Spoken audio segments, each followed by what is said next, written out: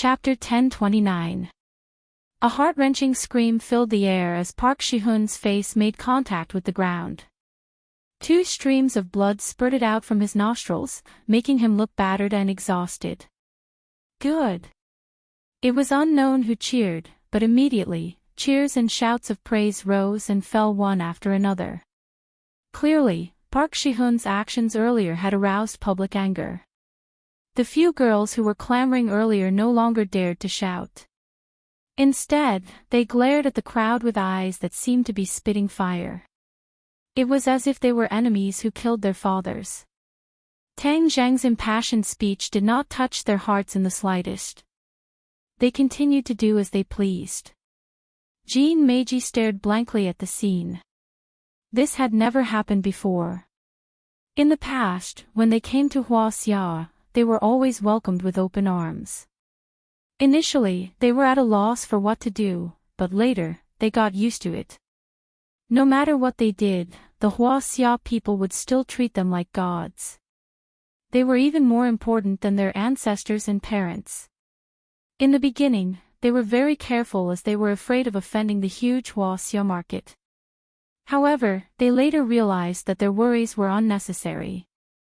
No matter what mistakes they made, they were still unique and cool in the eyes of the fans. If anyone dared to make irresponsible remarks, the fans would gang up on them without them needing to say anything. Their vulgar words were unbearable to the ears, causing them to avoid them as if they were rabid dogs. After enjoying this kind of treatment a few times, they felt that the Huaxia market was too good. It was tailor-made for them. It was even better than Korea. That was why they were so arrogant and bossy. This was something they did not dare to do in China, but they could do it openly in Huaxia. However, everything was overturned today. Someone actually hit Park Shi-hoon in front of everyone. Wasn't this overturning the heavens? What was Park Shi-hoon doing at Yenching University? This was the right to study abroad exchange that he had fought for. In order to expand the Huaxia market, artists had no choice but to learn the Huaxia culture. Especially learning a few sentences of Huaxia language was very necessary. If they spoke a few sentences of stiff Huaxia language during a concert or program, it would win waves of screams from the fans, as if it was a climax. But to be beaten up before he even entered the school was simply too vile. Jean Meiji was not afraid, only angry. She rushed toward Tang Zhang without any scruples, baring her fangs and brandishing her claws as if she was crazy. She was Park Si-hoon's manager. In fact, she used to be a Huaxia citizen as well. After she migrated to Korea, she considered herself to be a Korean. She even hated it when people said that she used to be a Huaxia citizen. You still dare to act crazy. There's no need for Tang Zhang to deal with a woman. Watch how I, Ding Dang, teach you how to be a woman today. Yi Ding Dang shouted and stopped Jean Meiji, giving her a slap. She spun around and before she could regain her balance, Yi Ding Dang gave her another slap, causing her to spin around again. She was dumbfounded. Didn't women fight by grabbing hair and tearing clothes? Why didn't she play by the rules? It wasn't that Jean Meiji had not fought with women before, but she had never encountered such a situation. She stood there dumbfounded, with her cheeks turning red like a monkey's butt. Yi Ding Dang pursed her lips. You dare to make a scene in Huaxia and Yenching University with such little ability? Do you really think that the entire universe is Korea's backyard? Wah! Jean Meiji's tears flowed out of her eyes as she began to wail like a child. She pointed at Yi Ding Dang and roared while choking with sobs, "You guys are dead. I will sue you. Just wait and go to jail." Tang Zhang looked at her mockingly and said, "Jail? What a joke. Is the law set by your family? This is not the last century, where foreigners are superior. Especially a small country like Korea, which has never been treated this way. You." Jean Meiji was speechless. Park Shi-hoon finally woke up from the pain and looked at his deformed leg. His eyes were bloodshot and he roared, "My leg is broken. You have to go to jail. Hurry up and inform the embassy to arrest them." Hearing this, the crowd pointed and discussed animatedly. How shameless. You can't win and you want to inform the embassy. Where's the arrogance you had when you bumped into people just now? That's right. Bullying the weak and fearing the strong. How dare you bully our fellow countrymen? We can't compromise. Down with the Korean Bangsi. Get out of Hwaseong, Korean Bangsi. The crowd was stirred up. These people had endured for too long. They had seen too much of the ugliness and arrogance of this group of so-called stars. They had long been dissatisfied with them. They just lacked a fuse. As for those brainless fans, after all, they were only a minority among the more than 1 billion people in the vast Hwaseong. Most people in Hwaseong had a tolerant heart and chose to tolerate their usual behavior. However, the anger and dissatisfaction in their hearts had accumulated to a critical point. Most people had a healthy personality and moral values. They angrily rebuked Park Seo-hoon and his group for their immoral behavior. Especially when many people dug up his past misdeeds, the students who did not know the cause and effect and did not pay attention to them were filled with righteous indignation. Back then, when they faced the Japanese of the island nation, they had never been so aggrieved. Each and every one of the iron-blooded men went to the battlefield to kill the enemy and fought bravely for the motherland. Now that the country was flourishing, they had become an inferior nation. No matter who it was, any foreigner dared to commit crimes in Hwaseong without being punished. Catch him and send him back to his country. This kind of person does not deserve to stay in our motherland. Yes, catch him and send him out. Looking at the agitated faces, Park Seo-hoon raised his head as if he was humiliated. He shouted, "I'm an international student invited by Yenching University. What right do you have to send me away? International student of Yenching University." The crowd was stunned for a moment before they burst out in even louder voices. "Yenching University does not need a student like you. That's an insult to our century-old university. Get out of our university. Otherwise, I won't be able to say that I'm from Yenching University. Yes, get out of our university. Yenching University does not need a student like you." Park Seo-hoon was stunned. He did not expect that not only did his argument not make them stop, it made them even angrier. What was going on?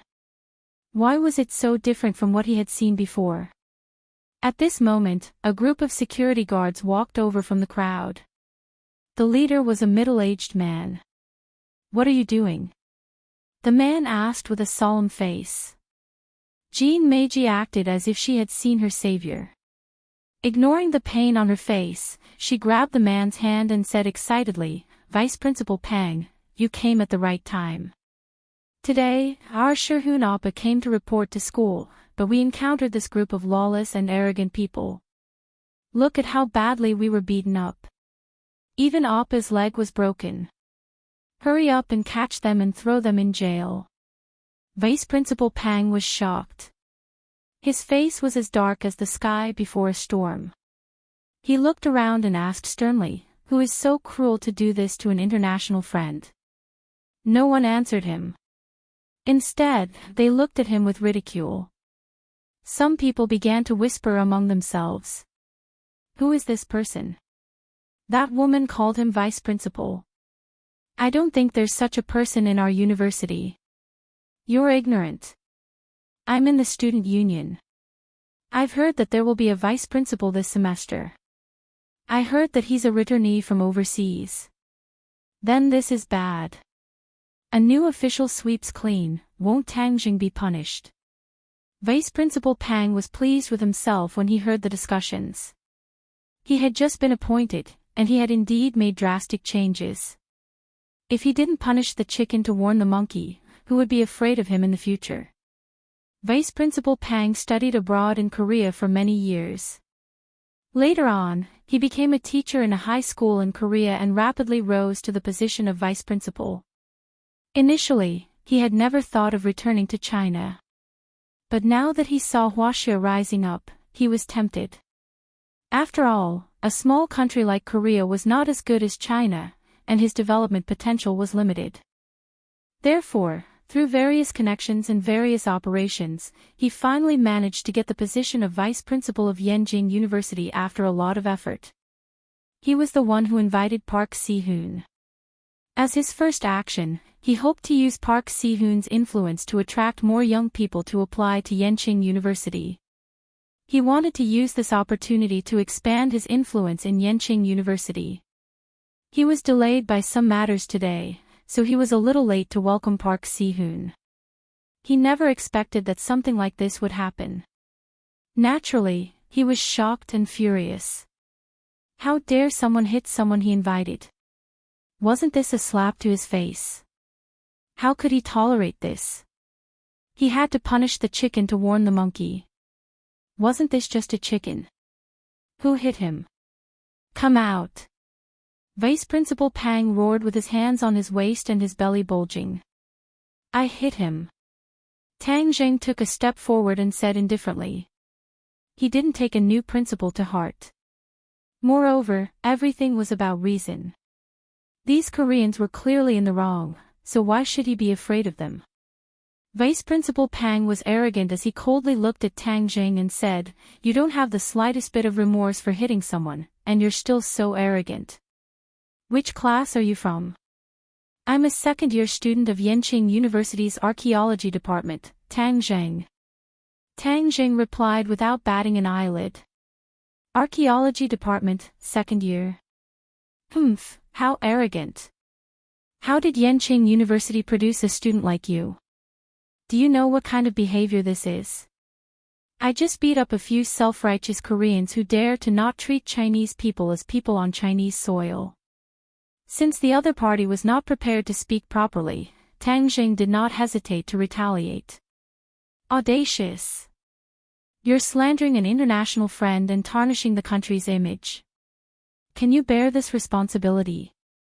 Vice Principal Pang had seen his fair share of storms and did not place Tang Zheng in his eyes at all. Even though the other was indifferent, in his heart, as long as he flipped out and put a big hat on the other, he would teach the other a lesson.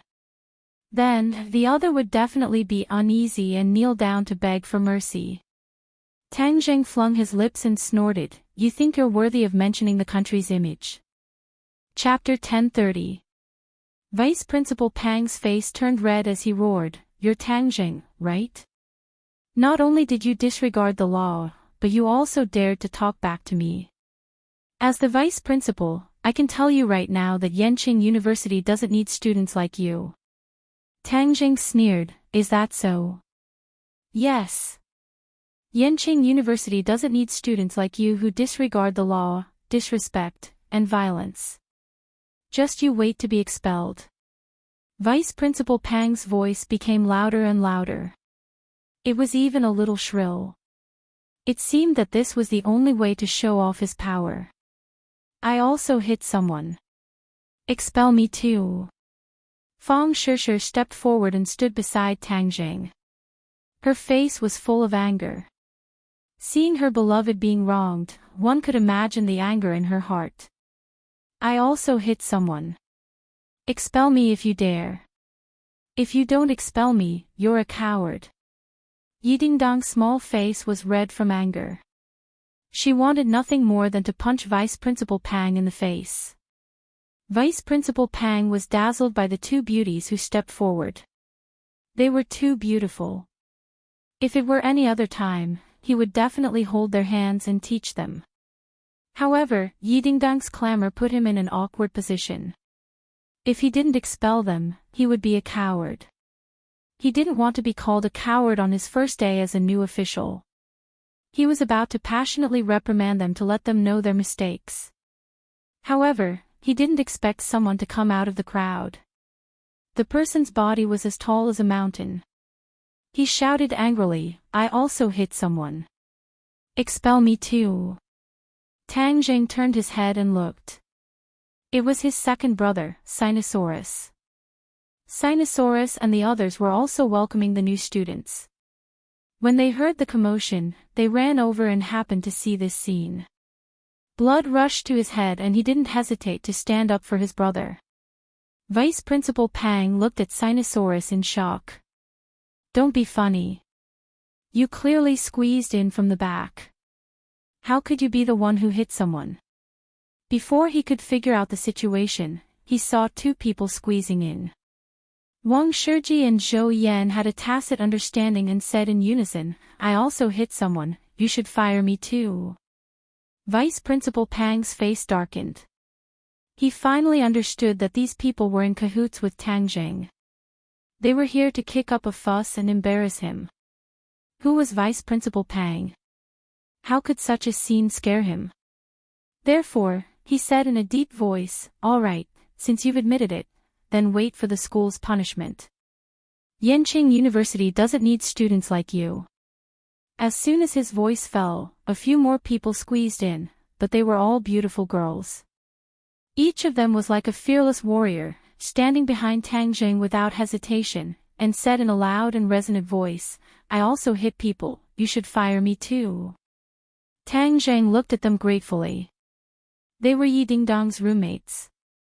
The few of them nodded encouragingly at Tang Zheng. His actions today had won their respect and recognition. Vice Principal Pang was at a loss. Just who was this brat? Why did so many people stand out for him? These people must be in cahoots. That's why they're so united. If it was anyone else, they would definitely admit defeat.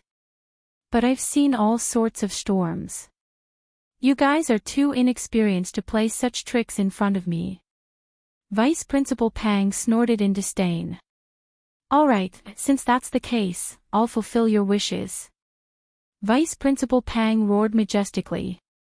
He felt as if he was an ancient emperor who ruled over the life and death of others. It felt great. The other students looked at each other with red eyes. Even the girls stood out for injustice. Could it be that they, as grown men, were not as brave as the girls? The students clenched their fists. Suddenly, a person took a few steps forward and stood behind Tang Zheng. He said fearlessly, "I also hit people, you should fire me too." Vice Principal Pang was stunned. He stared at the fearless fellow with a murderous gaze and said in his heart, "I'll fulfill your wishes." But before he could say anything, he saw students one by one walk behind Tang Zheng, loudly shouting, "I also hit people, you should also expel me."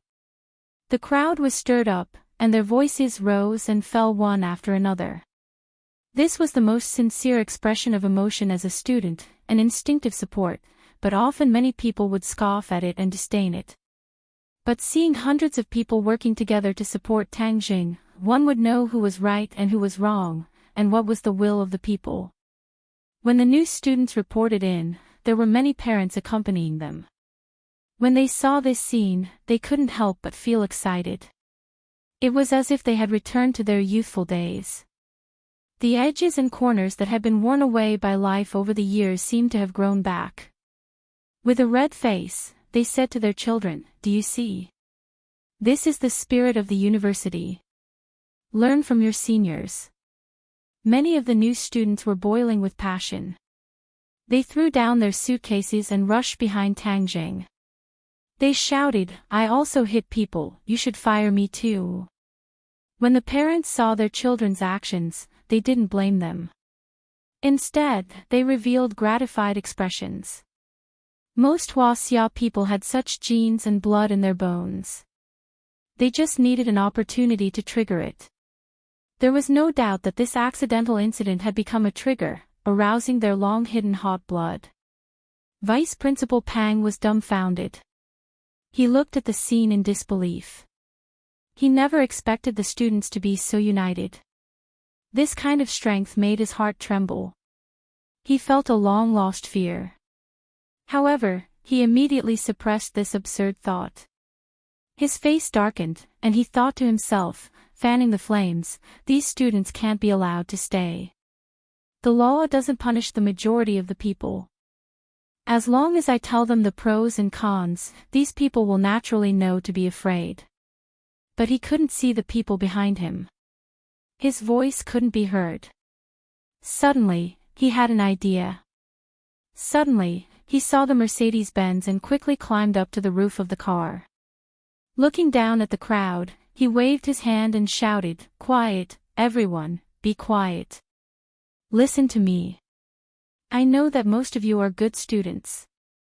Don't be fooled by a bad student. This is irresponsible to yourself and to your parents.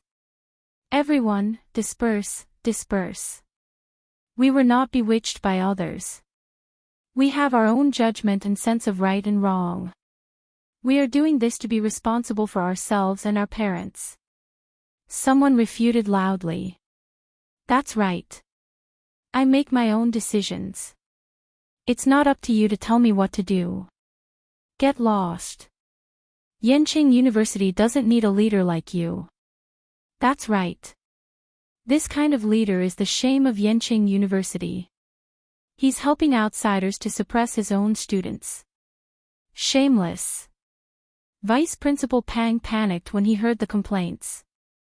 Things seemed to be out of his control. What right do you have to be so high and mighty? What right do you have to tell us what to do? You're nothing. You don't have the right. The students were even angrier when they saw him looking down at them. Suddenly, a loud and clear voice sounded. "Rise up, people who don't want to be slaves." The voice ignited everyone's emotions. It was as if they had returned to the Huaxia era. Everyone's eyes were red. They looked at Vice Principal Pang as if he was an invader. "Rise up. Rise up. Rise up. We're united. Braving the enemy's gunfire. Advance. Advance. Advance. Advance." The voice seemed to come from the chest and heart. It was filled with endless power. It made people's blood boil and tears filled their eyes. Every time the last 3 lines of "advance" was sung, all the students took a step forward. The uniform footsteps were like the sound of iron hooves, trampling on Vice Principal Pang's heart, making his heartstrings tremble and his face turn pale. The Korean people were scared out of their wits. The overwhelming momentum and the loud and clear voice made them see the spirit of the Huaxia people. It was the soul of the Huaxia people. Park Sherhoon didn't have time to care about his pain. He quickly hid in the car and didn't dare to show his face. The arrogance he had just now was gone. What was left was deep shock and fear. The few of them huddled together and looked at each other while trembling. Vice Principal Pang's face turned pale. He didn't expect the students in China to be so powerful. Listening to the deafening voice, he felt as if thousands of knives were falling on his head. He suddenly had an ominous feeling. It seemed that things weren't as simple as he thought. Looking at the high and mighty Vice Principal Pang, the students' emotions once again reached a peak. One of them yelled, "You're standing so high up. Do you think you're so high and mighty? And those Korean people, do you think everything will be fine after they hide in the car? Smash the car and drag them out." Everyone echoed, "Yes, smash their car and drag them out. Let's see how they're going to act all high and mighty." Hundreds of people rushed toward the 2 luxury cars. Bang! Everyone picked up their tools and smashed them on the car. The glass shattered and the car was dented. It looked like the surface of the moon. Vice Principal Pang stood on the roof of the car. He was still in shock. He felt like he was a small boat in the middle of the ocean that could be overturned by the waves at any time. At this time, he didn't have the energy to rebuke. Even the security guards were scared. They kept retreating and didn't dare to stop them. Vice Principal Pang scrambled down from the roof and hid in the security guards' encirclement. He trembled in anger and fear as he watched the scene. "Come out. Are you a coward? Hiding in the car." Park Sherhoon and the rest hid in the car. They didn't dare to come out. "If you don't want to come out, then drag them out and smash the car door." Bang, bang, Bang. The sound of the car door knocking was like knocking on their hearts. They were scared to the extreme and huddled together. Without a doubt, this would be a nightmare that would follow them for the rest of their lives. Let me do it. Chapter 1031. Park Sherhoon and the rest were dragged out of the car. Then, huge fists rained down on them. They only had time to clench their fists and huddle together. They were no longer as arrogant as before. Seeing this, Vice Principal Pang was so scared that he shouted, "Run!" He tried to leave this place under the protection of the security guards. However, the eyes of the crowd were sharp. Immediately, someone shouted, "Don't let him escape." Sinosaurus dashed forward and pushed the security guards away. He grabbed Vice Principal Pang's collar and flung him back. He immediately fell into the sea of people. "Ah!" Screams were heard immediately. *mbr** Tang Jing did not expect things to turn out this way, but he did not stop them immediately. They asked for it. If they had not angered the crowd, they would not have ended up like this. "Stop hitting them, stop hitting them." The commotion finally attracted the attention of the principal. He brought a group of security guards and stopped them from afar. The students were still in awe of the principal. They stopped after a few more punches. They were rescued from the encirclement in a sorry state. Park Shi-hun's face was bruised and bruised. He no longer looked like a celebrity. Vice Principal Pang also took a lot of punches. His face was swollen like a pig's. The principal almost could not recognize him. The principal did not question them like the vice principal. Instead, he tried to understand the cause and effect of the incident. He knew that his students were not thugs. There must be a reason for this. After knowing the cause and effect of the incident, the principal glared at Vice Principal Pang fiercely. Then, he comforted the students gently. Finally, he left with the few of them, leaving behind the 2 wrecked cars. The students immediately cheered as if they had won a big battle. Recalling the scene just now, everyone's blood was still boiling. Everyone's gaze towards Tang Jing became more and more complicated. He was the catalyst for this matter, and if he was not the first to stand out, it would not have stirred up everyone's emotions and caused them to stand out one after another.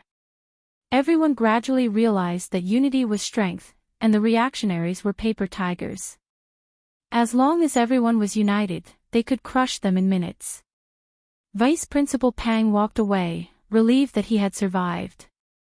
He sucked in a breath of cold air and said fiercely, "Principal, we must arrest that Tang Jing. He's the instigator. A black sheep like him can't be allowed to stay in the school. Otherwise, he'll be a big disaster for our school. He's a ticking time bomb that can explode at any time." Vice Principal Pang talked non-stop, as if he was going to list Tang Jing's heinous crimes. He shouted himself hoarse, exaggerating as much as he could. "That's enough." The principal shouted, his face frosty. This incident had caused a huge uproar. Furthermore, it happened during the welcoming ceremony of the new students. With so many parents present, the impact was extremely bad. He had just suppressed the anger in his heart, but that didn't mean that he wasn't angry. This was the first time such a situation had happened in the 100 years since the founding of the school. It was a disgrace to the school. Looking at the pig-headed Vice Principal Pang, he couldn't help but feel regret. He should have resisted the pressure from the higher-ups and rejected this **T stirrer. He hadn't been in office for long, yet he had already caused such a thing. He really didn't know if he was an idiot or not. Seeing that the principal didn't say a word, Vice Principal Pang was angry and resentful. He continued, "Principal, we can't just let this go. I know that your words of comfort just now were just a temporary measure. Let's discuss the next step. We must teach these lawless students a lesson. Those leaders must be caught and punished by law. We must make an example out of them and teach them a good lesson. The principal finally stopped and looked at Vice Principal Pang with an unkind expression. What do you want? Expel Tang Zhang and punish the rest of the black sheep. Expel? Ha! The principal laughed mockingly. Vice Principal Pang was confused by this laugh. He asked, What do you think, Principal? I spent a lot of effort to get Tang Jing here, and you want to expel him with just a few words. Are you out of your mind? Then again, the principal was shrewd and naturally wouldn't be so blunt. Thus, he faintly said, You don't have to worry about this matter. Furthermore, that Park Si-hoon is too lacking. He didn't even ask about it after bumping into someone. His arrogance will affect the reputation of our Yenqing University. Principal, I spent a lot of effort to get him here. He has a huge influence. Furthermore, this matter must be a misunderstanding. He's actually a gentle and humble person. Vice Principal Pang was shocked and immediately tried to defend himself. The principal briefly hesitated before he glanced at Vice Principal Pang. Don't do it again. If he does something bad again, then our school will not welcome a black sheep like him. Ah! Vice Principal Pang was dumbfounded. Why was the principal so strict? Wasn't this just throwing his face? But after all, they were the principal and vice principal. Even if it was throwing his face, there was nothing he could say. Thus, he could only grit his teeth and swallow it. Vice Principal Pang resentfully left. Looking at his departing figure, the principal dryly laughed. This overseas returnee really doesn't know anything about the situation in the country. Who is Tang Zhang? Is he someone you can afford to offend? Tang Zhang's emotions calmed down. On the other hand, his friends were in high spirits as they chatted among themselves. They came to a restaurant outside the school in high spirits. Oh San, we beat up those Koreans and Vice Principal Pang. Will they be fine? Wang Shiji worriedly asked. Sinosaurus's coarse voice was the first to speak. Boss, you're worrying for nothing. Who's San? Those Koreans want to go against San. Dream on. Zhou Yan nodded his head in agreement. You guys don't have to worry. The law can't punish the masses. Furthermore, they were the ones in the wrong, so it's impossible for them to trigger us. Actually, today's battle was really satisfying. Yes, it's 2F** King satisfying. I've long disliked that group of sissies. Men should be more masculine. Now, all the girls in the country like the sissy Xiao Bai's face. It's completely distorted aesthetics. Sinosaurus stretched his arms and displayed a very manly action, feeling indignant. The other girls also nodded in agreement. Men still have to be more manly. This is a good young woman with good taste. I really didn't make friends with you guys in vain. Sinosaurus laughed loudly. This is a world that looks at faces. Even if you don't like sissies, you're too ugly. A few bad friends immediately attacked. Sinosaurus didn't mind.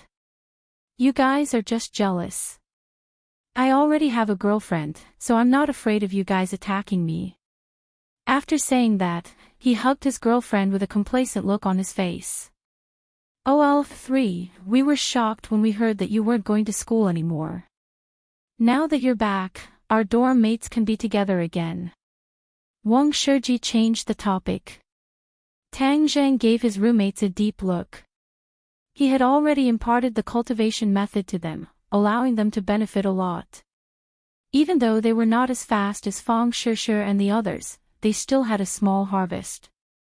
It was clear that they did not stop cultivating during the summer vacation. OL3 definitely can't bear to part with us, right?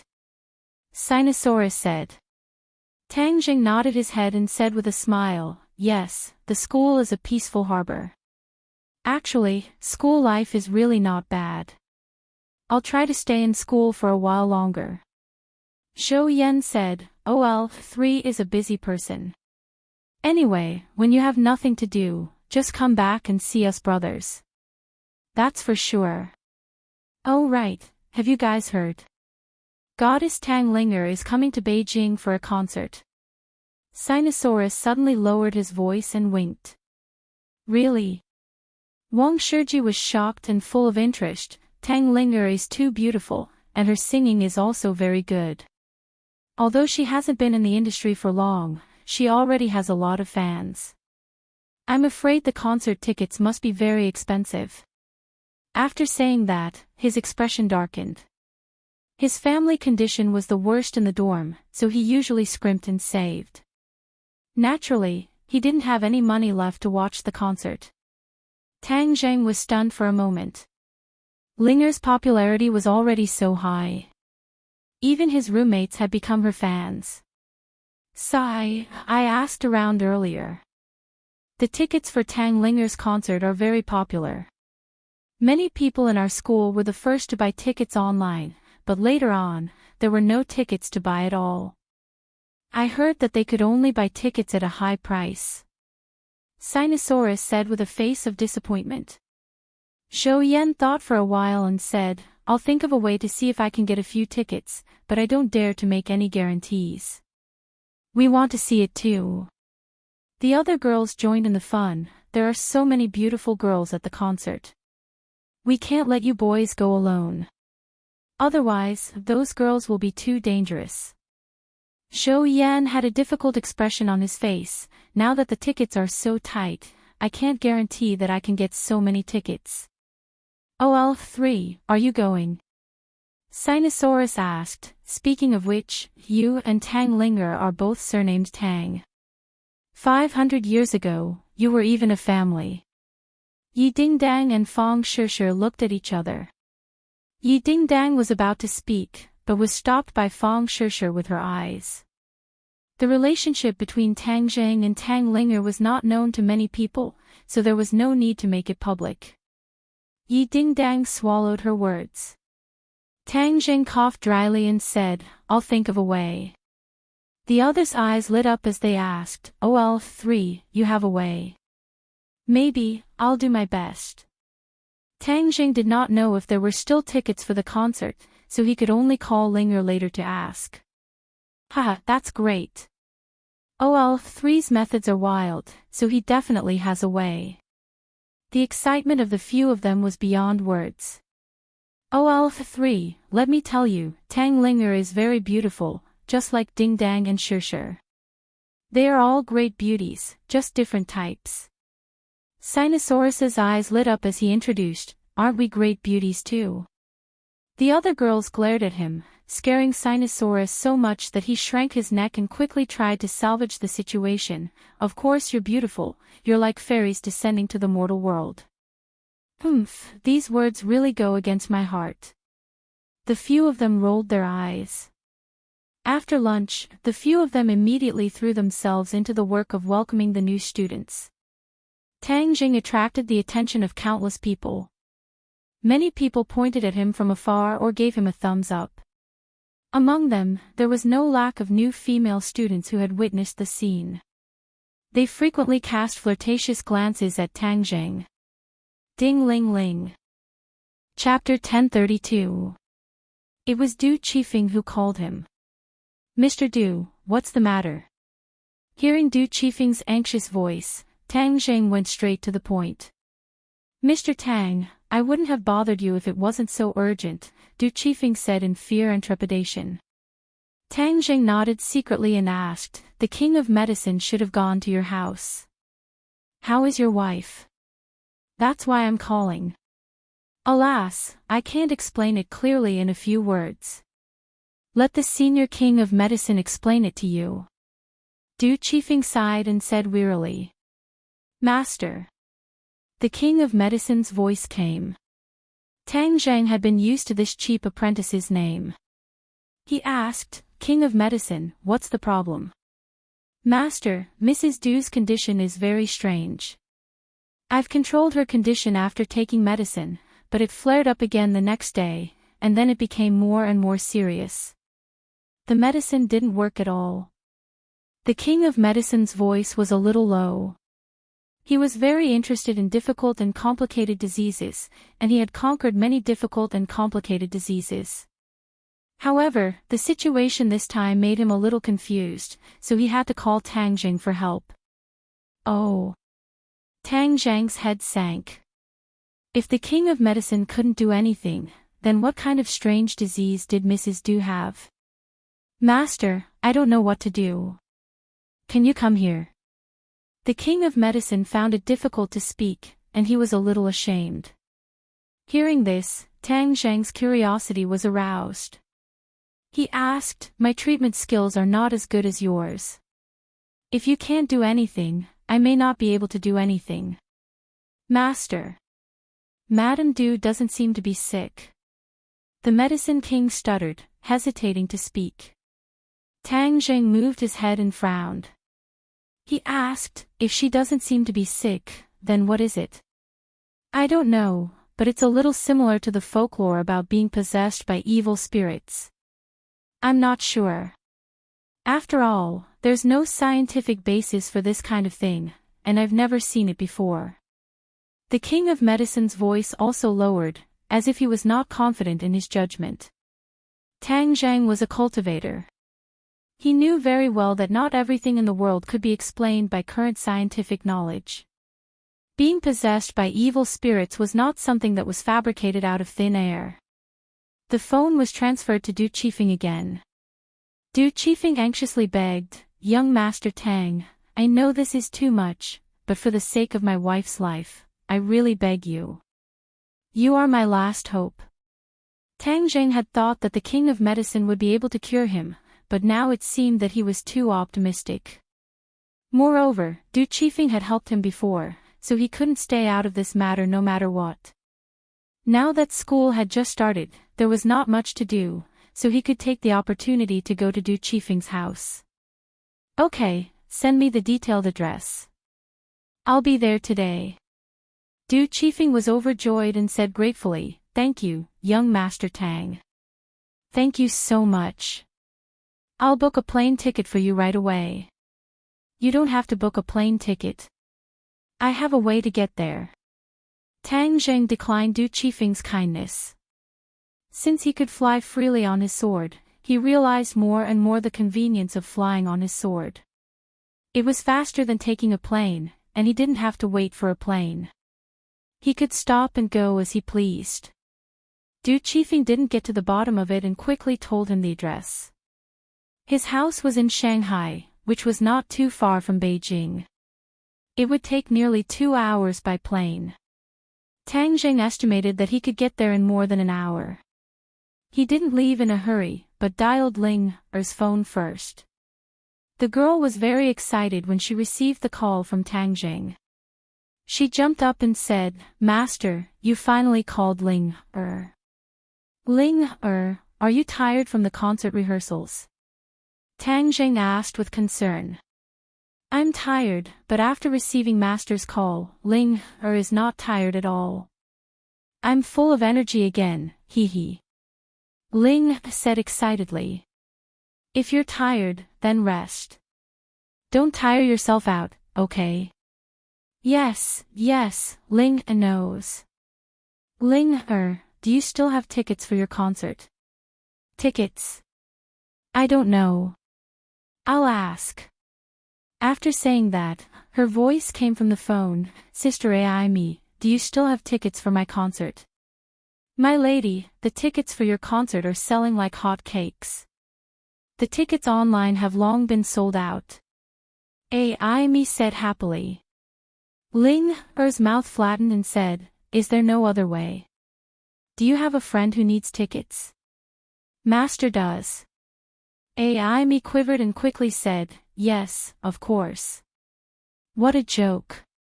If her boss doesn't have tickets, then she doesn't need to work anymore. Ling Er beamed with joy, "Thank you, Sister Aimi Master, I still have tickets." The corner of Tang Zhang's mouth raised as he gave a knowing smile and said, "I heard it. Just remember to leave me a few. When the time comes, I will go to your concert."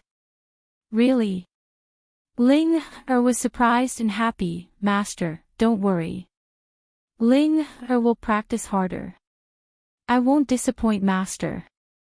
Tang Zheng said a few more words of concern and hung up the phone. He said goodbye to his family and went to the suburbs. He flew to Shanghai on his sword.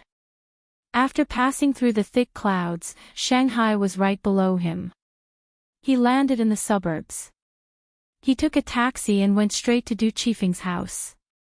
This was a seaside villa area. The scenery was very charming. When Du Qifeng received Tang Zheng's call, he was very surprised because it had only been an hour since he called. Even a plane wouldn't be that fast. Could it be that Tang Zheng was already here? When he saw Tang Zheng standing in front of him alive, he couldn't help but feel deeply shocked.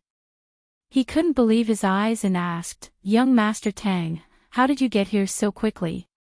Tang Zheng didn't answer and asked, "Where is the patient?" Du Qifeng woke up from his dream and felt a little more confident. Tang Zheng's methods were more powerful than he thought. Then wouldn't his wife have a greater chance of being saved? "Young Master Tang, please come with me." Du Qifeng led Tang Zheng into the villa area and to his house. The king of medicine was already waiting at the door. He greeted him from a distance, grabbed Tang Zheng's hand, shook it a few times excitedly, and said, "Master, you're finally here. It's good that you're here." Looking at the king of medicine's excited look and the two words, "Master," that came out of his mouth, Du Qifeng thought that he was dreaming. Although he was mentally prepared when he called before, he still couldn't hide the shock in his heart when he saw this scene with his own eyes. This was mainly because the king of medicine's position in the apricot forest was too high. No one could surpass him.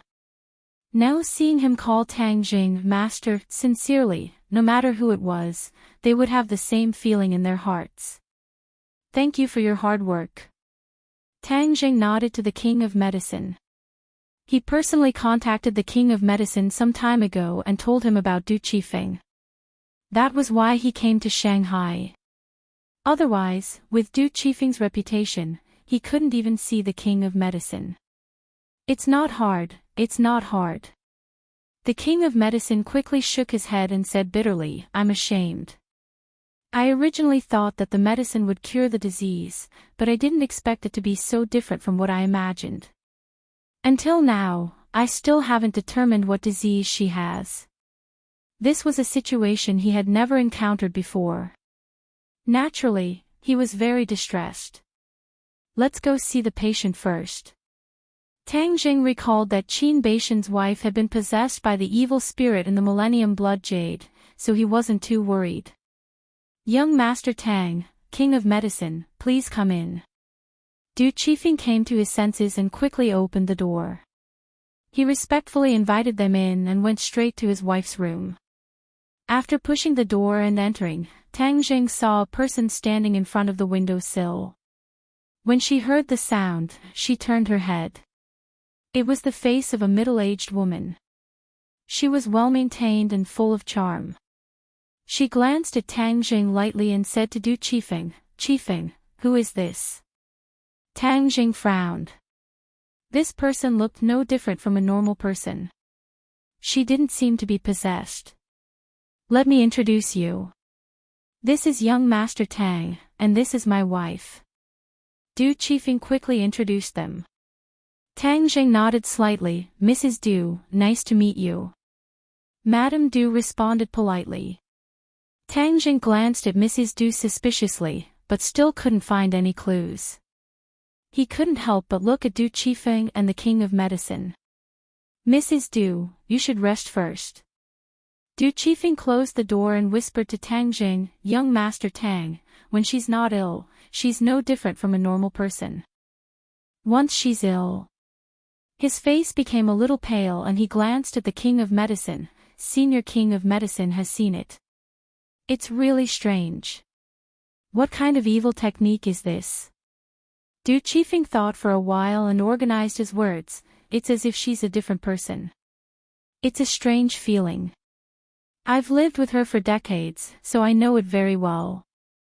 I've never had that strange feeling, except when she's ill. The king of medicine also nodded. I thought it was a split personality, but later it was confirmed that it wasn't. That's why I suspect that she's possessed. Du Qifeng's face was pale and he asked, Young Master Tang, is there any way? Tang Jing didn't express his opinion, but asked, when will she be ill? At night. Tang Zhang looked out of the window. It was still a few hours away from night. It seemed that they had to wait. Can I check now? Yes, thank you so much, young Master Tang. Du Qifeng said excitedly. They entered the room again. Mrs. Du was still standing quietly in front of the window, overlooking the blue sea in the distance. Mrs. Du, please sit down. Let me feel your pulse. Tang Jing said. Mrs. Du turned around and said calmly, Sorry to trouble you. Tang Jing deeply looked at her, 2 fingers pressed down on her wrist.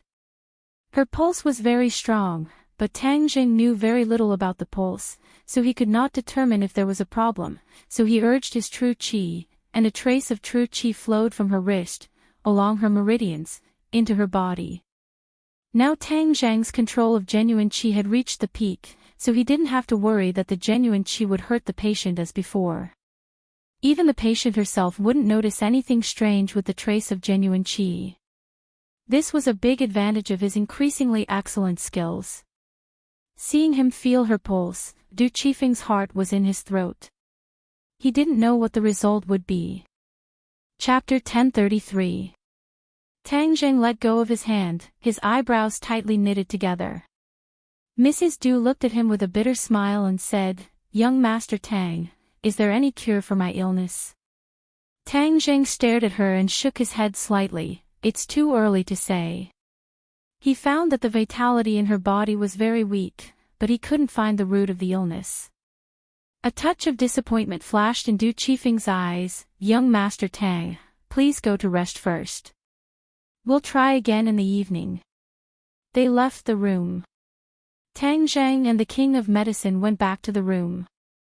The King of Medicine asked curiously, Master, did you find anything? Tang Zhang shook his head. The King of Medicine's face became strange. Even Tang Zhang didn't find anything. This illness was really strange. Night fell. They had dinner and waited for the moment when Mrs. Du had an attack. Tang Zheng sat opposite her and didn't miss any chance to observe. The moonlight shone on the bed and fell on Mrs. Du's body. Suddenly, a strange scene happened. A touch of darkness flashed in Mrs. Du's eyes. Her breath suddenly changed and became very cold and horrible. Her face was ferocious. Well, her illness seems to have changed. The King of Medicine exclaimed. Why do you say that? She used to tremble all over when she had an attack, as if she had epilepsy. But this time she seemed very calm. Except for the change in her complexion and breath, there were no other symptoms. The King of Medicine said, puzzled. Tang Jing shook his head. I'm afraid this is a sign that her illness is getting worse. Mrs. Du, let me feel your pulse again. Whoosh. Seeing Tang Zhang's hand reaching out, Mrs. Du suddenly stepped back and dodged. Her reaction was so fast that even Tang Jing didn't expect it. It didn't match her weak appearance at all. Tang Zhang's eyes flashed with a bright light as he stared at her. Du Qifeng hurried to persuade her, Mrs. Du, let young Master Tang feel your pulse and treat you. Bang! Once he finished his words, Du Qifeng was pushed away by Madame Du's palm. Du Qifeng's tall and sturdy body flew out like a piece of paper and heavily hit against the wall. Madam, you... Du Qifeng clutched his chest and gasped for breath, looking at his madam in disbelief.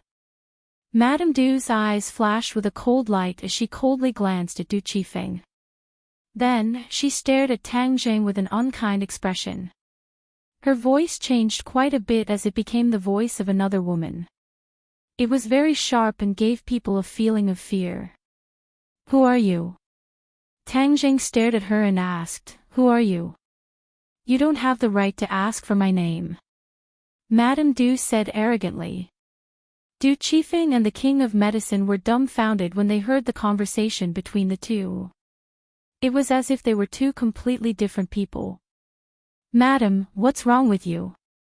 Du Qifeng turned pale with fright. Ignoring the pain, he threw himself at Madame Du. Tang Jing hurriedly stopped him and advised, Mr. Du, calm down. Let me deal with her. The King of Medicine was dumbfounded and said resentfully, possessed. She really is possessed. It is her good fortune that I am possessing her body. What do you ignorant people know? Madame Du was proud of herself and her entire body was exuding evil energy. Let me catch you first. Tang Jing reached out his big hand and rushed to her. Madame Du flew back, tiptoed on the wall, flipped in the air, and threw herself at Tang Jing. Bang, bang, bang. In a flash, the two exchanged several moves. However, Tang Zhang's fighting ability was much stronger. Madame Du had a strong momentum at first, but in the blink of an eye, she could only retreat. Bang! Tang Jing put one hand on her shoulder and immediately restrained her. She tried to resist and screamed. Tang Jing was unmoved. He activated his true qi and immediately sent it into her body. A cold and ruthless aura instantly came back from his true qi. His eyes lit up. He thought, I finally found you. It turned out that there was a soul hidden in Madame Du's body. It was very hidden during the day, and even Tang Jing couldn't find it. But at night, when the yin qi was strong, she would show up. Tang Jing had seen Tian Chanzi do the possession and rebirth with his own eyes. However, he possessed a dead body, while this guy in front of him came for a living person. There was a world of difference between the two actions. This kind of forceful possession of another person's body was very bad. Tang Jing couldn't do anything about it. Moreover, there were so few cultivators today. It was rare to find someone who had the ability to possess and rebirth. This was because, according to the Heaven Monk, one had to be above the nascent soul stage in order to be able to possess a body and be reborn. Furthermore, there were very few people above the nascent soul stage in this world, so who was this person? He had to find out. Who are you? How dare you be so rude to me? Madame Du screamed at the top of her voice. She stared at Tang Jing angrily, as if she wanted to eat him alive. Tang Jing wasn't afraid at all. He activated his genuine qi and immediately found the culprit in Madame Du's brain. This soul was hidden in the depth of her brain. It was a cloud of black gas. He could vaguely see a ferocious face hidden in the black gas. The ferocious face was opening its mouth and roaring. It seemed that it wanted to scare Tang Jing away. Who are you? Tang Jing asked. You are not qualified to know my name. Really? Then I'll destroy your soul. Tang Jing used his genuine qi to stab the cloud of black gas like a sword. The other party immediately shrank back, but it didn't help. Her voice became more and more shrill, as if she was suffering endless pain. Seeing this scene, Du Qifeng's heart trembled. He wanted to persuade her, but was stopped by the King of Medicine in time.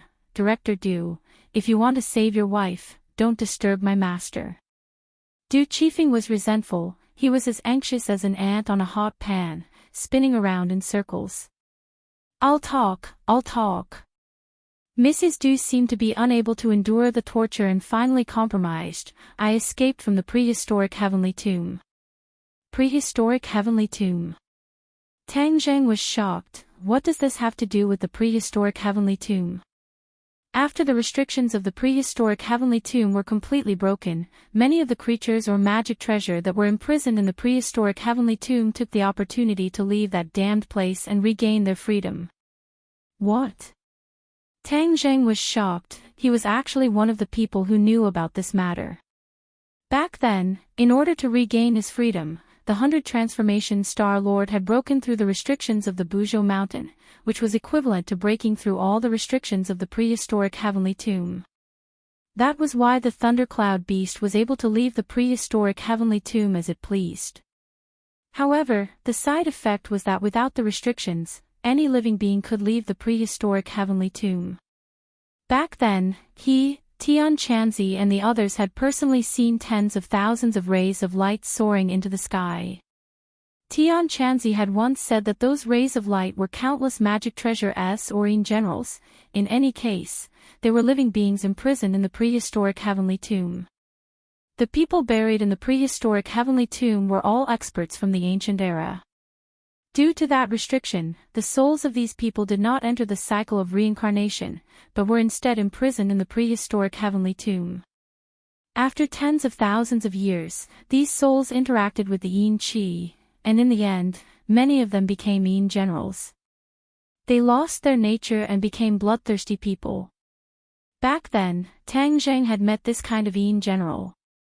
Other than that, there were also magic treasures. The mountain-shattering meteor hammer that Sinosaurus had coincidentally obtained was one of them. It was just that, Tang Zheng did not pay too much attention to this matter in the past, and had almost forgotten about it. This was because, other than Sinosaurus, there was no other similar news. Now it seemed that he was too optimistic. In fact, many changes had already happened, but they were hidden under a calm appearance, confusing his eyes. Now it seemed that the one attached to Mrs. Du's body was a Yin general. The other party called himself the Seat, so it seemed that he had not completely lost his life. All of this was because of him. If he had not barged into the Bujo Mountain, the 100 Transformation Star Lord would not have broken through the restrictions and released so many living beings. Mrs. Du would naturally not have become like this. As a result, he was duty-bound. It seems like the situation with Mrs. Du and second brother is not an exception. I need to find other people in similar situations. Some people are in danger, and some people might have obtained some benefits and gone into hiding. If not for Du Qifeng finding him by chance, the Mrs. Du would definitely have been reborn and become a cultivator in hiding. Of course, there were also some people who would obtain some magic treasures. If they were able to survive, they would naturally become cultivators. Currently, they had not heard of this situation. It seemed that they were all very smart. Before they completely understood the current situation of the society, they did not dare to act rashly. Perhaps they had already made a move, but Tang Zheng had not discovered it yet. Maybe one of the people who usually brushed past him was a spy. When he thought of this, his heart felt as if it was pressed down by a 10,000-kilogram boulder, incomparably heavy. This was really looking for a needle in a haystack.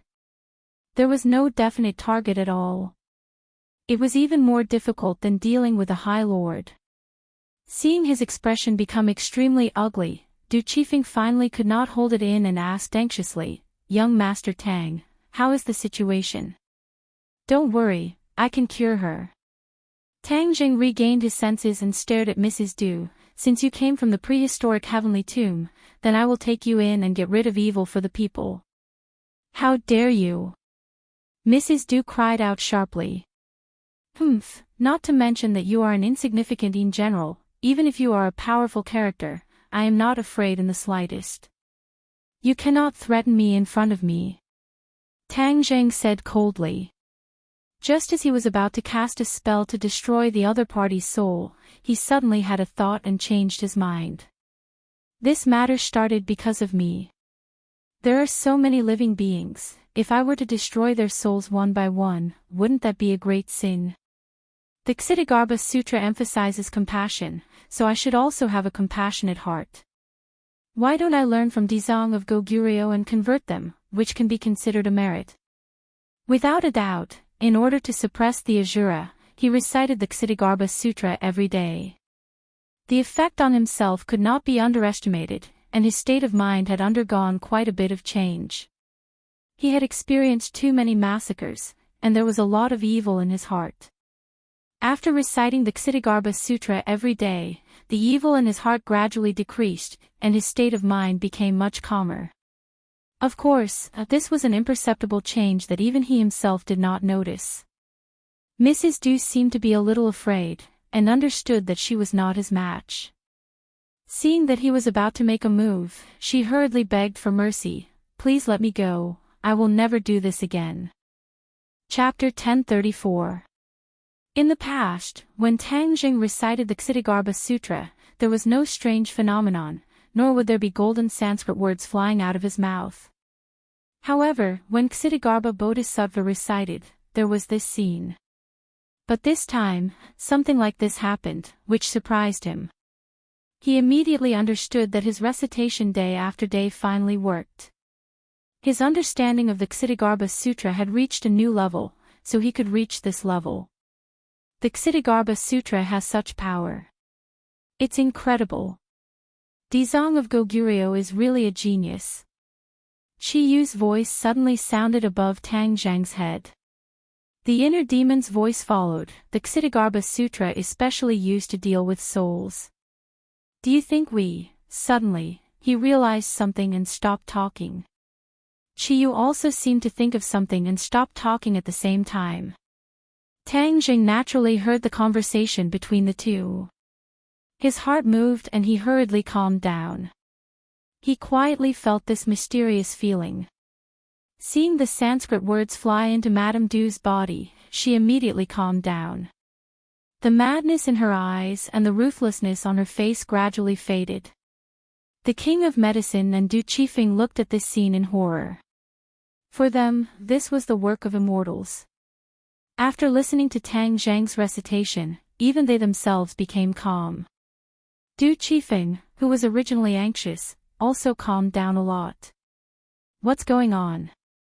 Du Qifeng turned to the King of Medicine and asked. The King of Medicine shook his head. The golden Sanskrit flew straight into Mrs. Du's brain, covering the black gas like a golden coat. The ferocious face in the black gas was suddenly startled, and the grimacing look was gone. It became very peaceful. Tang Zhang was delighted. The Ksitigarbha Sutra was really extraordinary. It could purify the ghosts in the 9 serenities hell. The Yin General's soul could also be purified, and it was more useful than other magic. It was the only magic to deal with them. A golden light shone on Mrs. Du's forehead. Then, the golden light gradually left her forehead and flew out. Mrs. Du felt weak all over and fell on the bed. They could vaguely see a mass of black gas within the golden light. The three of them stared at it without blinking. They saw the golden light flash and shrink rapidly. Finally, it turned into a fingernail-sized golden bead and fell to the ground. Tang Jing hurriedly caught it and looked at it. This golden bead was very round. The outer layer was gold, and the inner layer was black. What is this? Tang Zhang was shocked and did not understand the situation. Du Qifeng ran to the bedside to check on his wife. The King of Medicine hurried over and asked, "Master, what is this?" Tang Jing pondered for a while and said, "Madame Du had a strand of soul in her body. I converted her and then she became like this. As for what this is, I don't know." "Oh, what does this do?" "I don't know for the time being." "Put it away first." Tang Jing said that he could only ask the Dizang of Goguryeo for advice when he met him in the future. "Madam, you are awake." "That's great." Du Qifeng hugged his wife and was overjoyed. He cheered like a naughty child. "Master, is Madame Du well?" The King of Medicine asked curiously. Tang Jing nodded. "She is not sick. It is because a Yin spirit entered her body. If it is delayed for a while, there will be no way to save her." The Yin General did not really succeed in the possession. But if she was given a few more days, it would be hard to say. "Young Master Tang, thank you so much. I, Du Qifeng, will never forget your great kindness. If you have any orders, I will do it," Du Qifeng said solemnly. Tang Jing shook his head. He did not save Madame Du to ask for repayment. Moreover, this matter was caused by him. Of course, he did not point it out. He just said lightly, Madame Du's soul is hurt. She needs to rest and calm her soul so that she can recover as soon as possible. King of Medicine, just prescribe some recovery medicine for her. Yes, Master. I will write the prescription now. The King of Medicine wrote the prescription quickly and handed it to Du Qifeng. Du Qifeng kept nodding to express his gratitude. Mr. Du, we will not disturb you. We will go back to our room first. Okay, please go ahead. I am sorry for neglecting you. Du Qifeng was immersed in strong joy. He held his wife's hand and was reluctant to let go. Master, I have something to report to you. They left and the King of Medicine said. Tang Zheng nodded and signaled the King of Medicine to go to his room. After they sat down, the King of Medicine said with emotion, this is really an eye-opener. Master's method is like the magic. I am far behind you. I don't know when I can have this kind of supernatural power. Tang Zheng thought that since he called him master, he could not say nothing. He asked, King of Medicine, do you want to learn the art of cultivation? The Medicine King was stunned. He never thought that happiness would fall from the sky so quickly. After a while, he regained his senses and hurriedly nodded, yes, this way I can have master celestial methods. Yes. In fact, this is not a magic power. As long as you practice hard, you will reach this level sooner or later. Master, don't worry. I will practice hard. When I was learning medicine, I was not very talented. But in the end, I stood out because of my persistence and persistence. Although I am old, this state of mind has never changed. The King of Medicine said solemnly.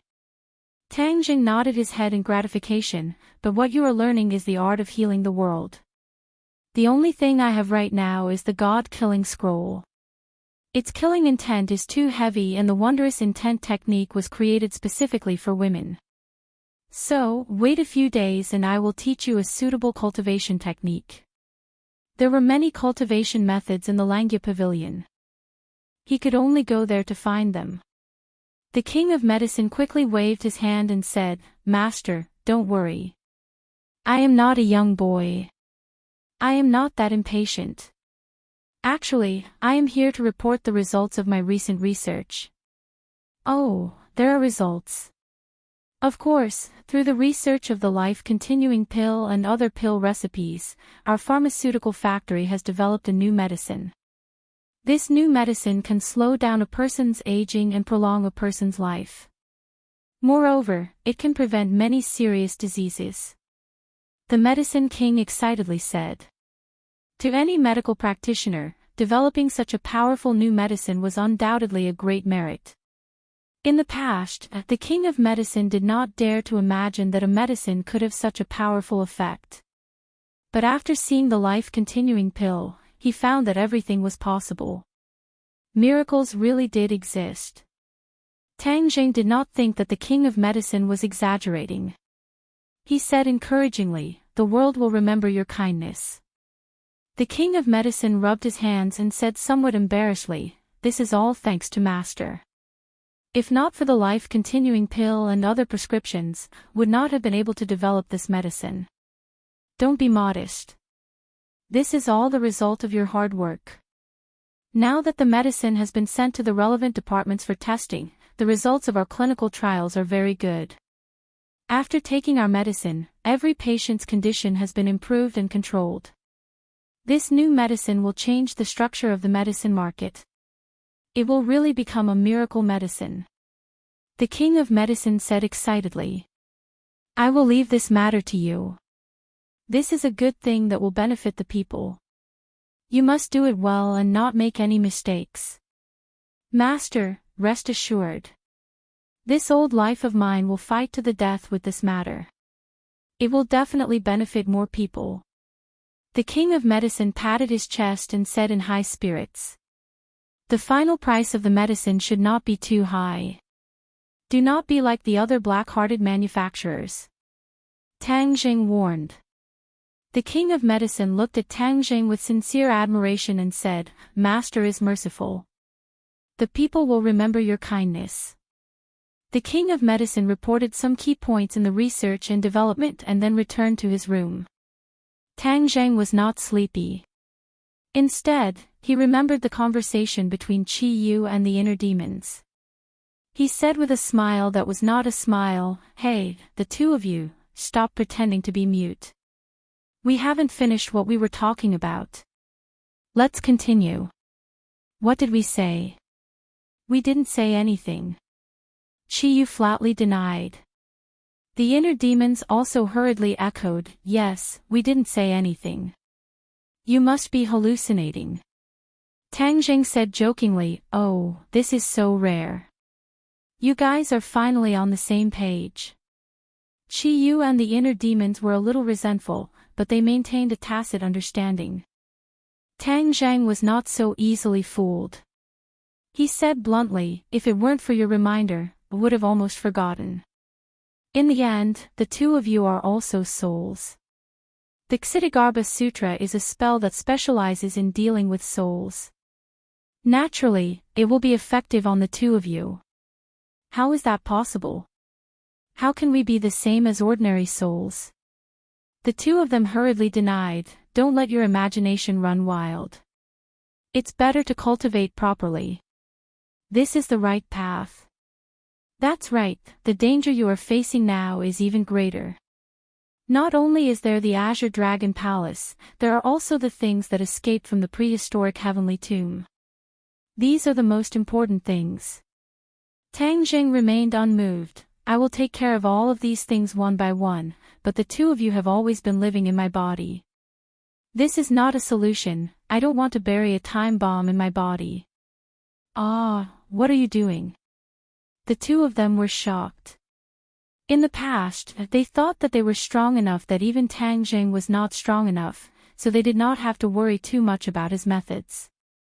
Now, it seemed that ever since he cultivated the Ksitigarbha Sutra, this situation had been quietly changing. It was just that they had never realized it before. This time, they had coincidentally realized this point and understood how terrible the situation they were facing was. They had become fish on the chopping block. They were filled with regret as they had really touched a sore spot. Why did they have to be so talkative? If not for them reminding him, Tang Jing probably would not have thought of this point. Now that he had lifted a rock and smashed his own foot, what should he do? The two of them were at their wits' end. Tang Jing laughed coldly. "Now that I no longer need to be threatened by you, I believe that you can also become like that golden pearl, don't you think so?" "No, please don't do this." The two of them anxiously shouted. They were truly panicking. Chapter 1035. After hearing Tang Jing's words, Qi Yu realized that a great disaster was about to befall them. He panicked and said, "Tang Jing, don't treat us like this. We are of great use to you." "Great use? I don't see it. On the contrary, we are a great potential threat." Tang Jing did not think so. "We really are of great use. Didn't you want to find a suitable cultivation method for the king of medicine?" "I have it," Qi Yu said impatiently. Tang Jing was interested and asked, "What cultivation method? Can you promise not to use the Ksitigarbha Sutra against us?" Qi Yu asked nervously. Tang Jing laughed. "Do you think there is still room for negotiation?" The inner demons hurriedly urged, "Qi Yu, this is a matter of life and death. What are you waiting for? I know what you are talking about. Hurry up and tell this young man about Shenong Jing." "Shenong Jing?" Tang Jing asked curiously. Qi Yu sighed and said helplessly, "Yes, Shenong Jing. This is a scripture written by Shenong in ancient times. Shenong is the ancestor of the apricot woods. Shenong Jing entered the Tao through medicine. It is a supreme cultivation method. It is just right for the king of medicine." Tang Jing was overjoyed. It seemed that he did not need to go to the Langya pavilion to search. Hurry up and tell me. All right. Just as Chi Yu's voice fell, a ray of light flashed through Tang Zheng's mind, and then a ray of green light slowly unfolded, turning into an ancient book that he roughly browsed through.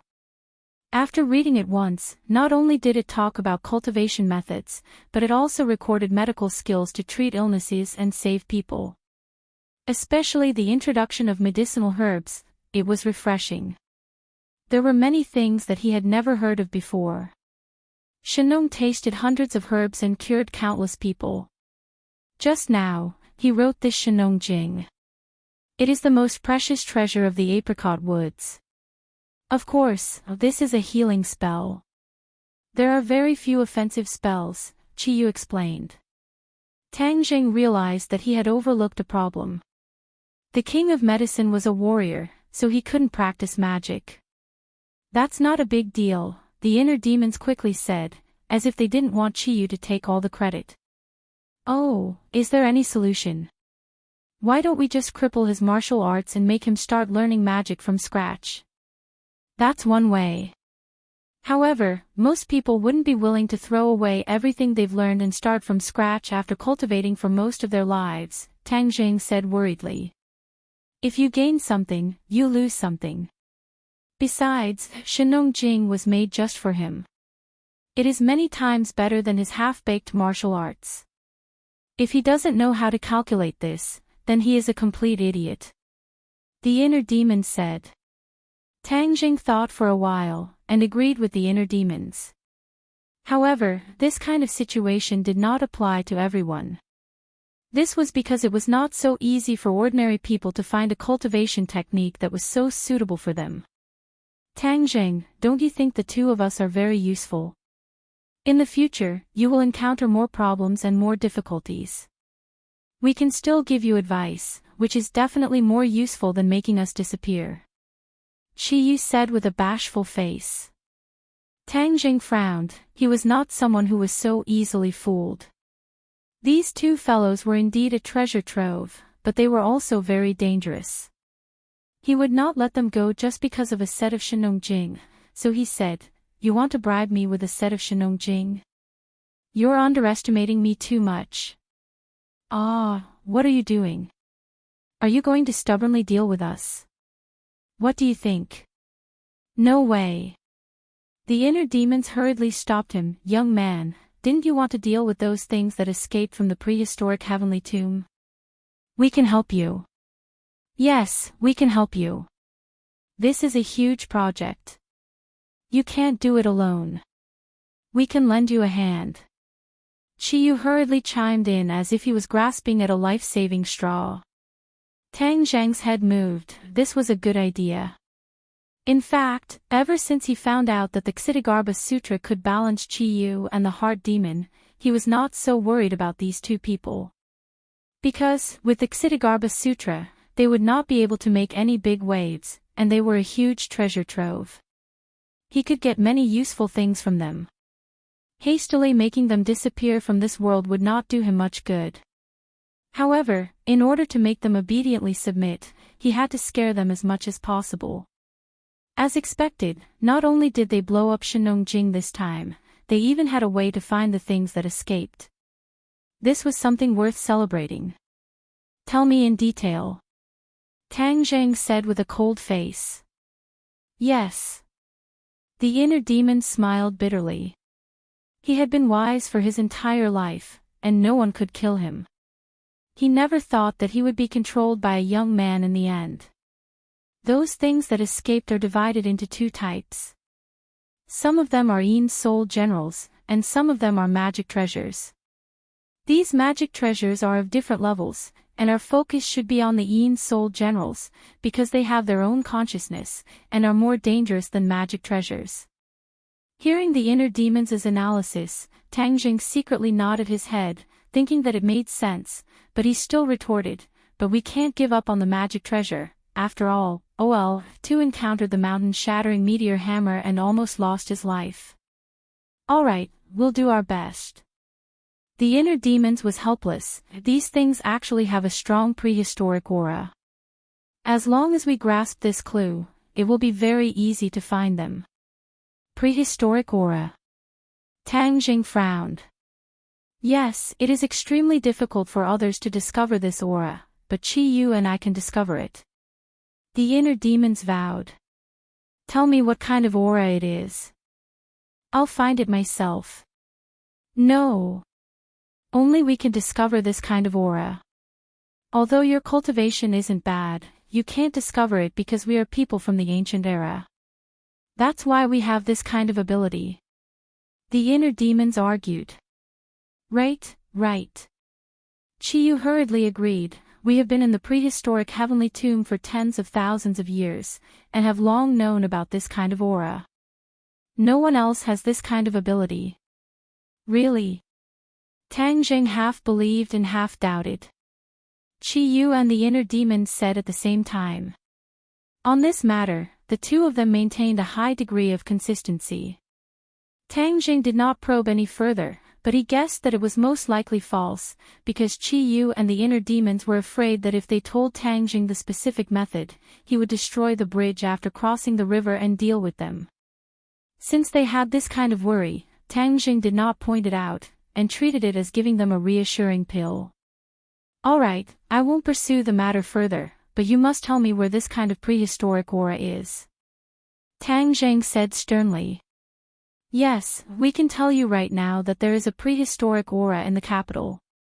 Beijing. Tang Jing was shocked, his face darkened, and asked sternly, why didn't you tell me before? This. The two of them stammered, we didn't think of this before and ignored it.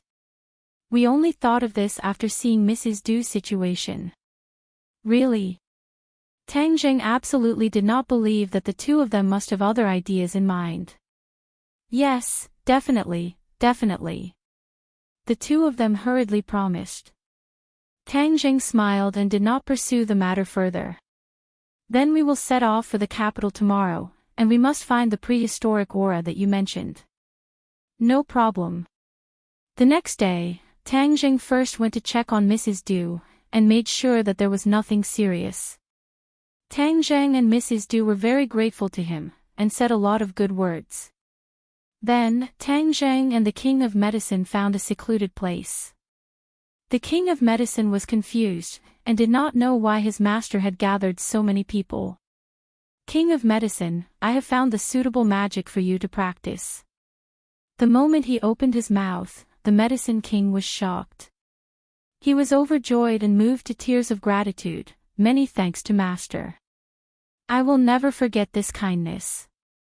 Tang Jing waved his hand and said, this magic method is called Shenong Jing. It is, what, Shenong Jing?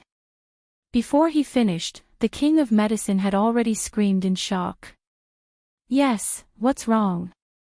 Tang Jing looked at him in confusion, as if his reaction was a bit too big. Master.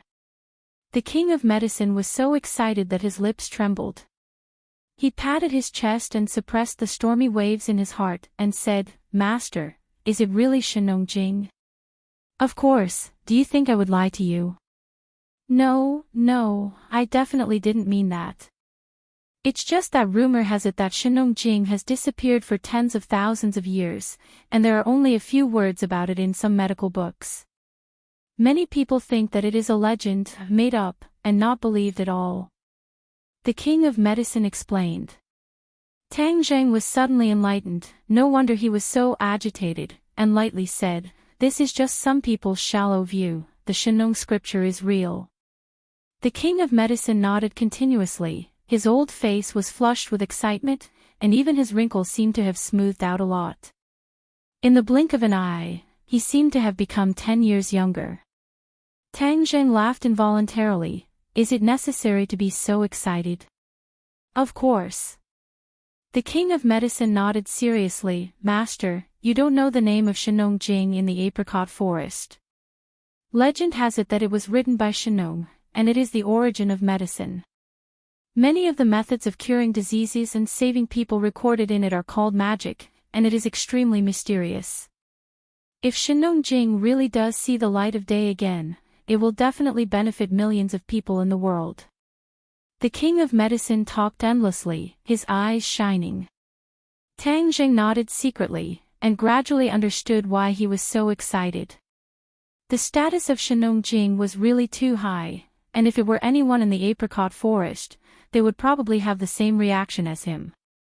In that case, you should carry Shenong Jing forward, help the world by practicing medicine, and save more people. Tang Jing urged. The king of medicine nodded heavily, and said meticulously, Master, don't worry, I will live up to your expectations, and I will not let Shenong and Shenong Jing down. Don't be so serious. It's just that Shenong Jing is not only a medical book, but also a set of cultivation methods. You are a warrior, and you can only practice Shenong Jing if you destroy all your kung fu. Are you willing? Tang Jing asked. Yes, of course, I am willing, 1,000, 10,000 times willing. The king of medicine nodded eagerly. Young man, you see, we were right, he will definitely be willing. The inner demons came out to take credit. Tang Jing ignored them and continued to say to the king of medicine, then let's start now. I will destroy your kung fu, and it may be a little painful, you have to bear with it. Chapter 1036. There were many ways to destroy a person's kung fu. First of all, one could directly shatter a person's dantian. From then on, it would be difficult for the dantian to gather and produce internal strength. Similarly, such a dantian could no longer produce genuine qi, so the person would really be destroyed. In addition, one could also do it like when Tang Jing participated in the kung fu competition. He was plotted against and took a strong poison like the spirit refining pill. This would not only destroy a person's kung fu, but also destroy a person's body and meridians. This method was not advisable. Finally, there was another way, which was to use a strong kung fu to dissolve the opponent's internal strength. This could only be done if there was a great disparity between the two people's kung fu. This method would not hurt the meridians and body, and was the most gentle. Tang Jing naturally chose this method. His kung fu was much stronger than the king of medicine, so of course he could do this. However, the process of dissolving internal strength would inevitably be accompanied by pain. I'm starting. Tang Jing shouted in a deep voice and activated his genuine qi. The medicine king's body suddenly stiffened as he furrowed his brows. This was because he felt a powerful energy rush into his meridians. At that moment, a bone-piercing pain appeared spontaneously. Ah! He subconsciously groaned in pain, but quickly gritted his teeth to hold it back. Tang Jing's mind was not distracted as he quickly cut the Gordian knot. True qi rampaged through his meridians but did not injure his meridians as he tried to use the fastest speed to cripple his martial arts. It had to be said that although the king of medicine was a master in the apricot forest and his medical skills were exquisite, his kung fu cultivation was indeed mediocre. Therefore, Tang Jing's progress was very fast. His genuine qi swept through the king of medicine's meridians and dantian at lightning speed. In the end, the genuine qi defeated all the internal strength, and even the internal strength in the dantian disappeared completely. If it was an ordinary case of dissolving one's kung fu, this would be the end, but Tang Jing was not satisfied with this. The king of medicine was old, so it would take twice the effort for half the result to cultivate. In order to make up for this defect, he decided to take this opportunity to personally cleanse his muscles and marrow and widen his meridians so that he could cultivate faster in the future. Ah! Suddenly, the king of medicine could not help but cry out. Beads of sweat the size of beans appeared on his forehead. This was the side effect of the forceful cleansing of muscles and marrow. King of medicine, hold it in. I'll help you with the bone marrow cleansing. Tang Jing hurriedly urged. The king of medicine nodded and gritted his teeth. Master, I can hold on. Just let me go. Tang Jing secretly praised him. The pain that the king of medicine had to endure was several times more intense than that of an ordinary person.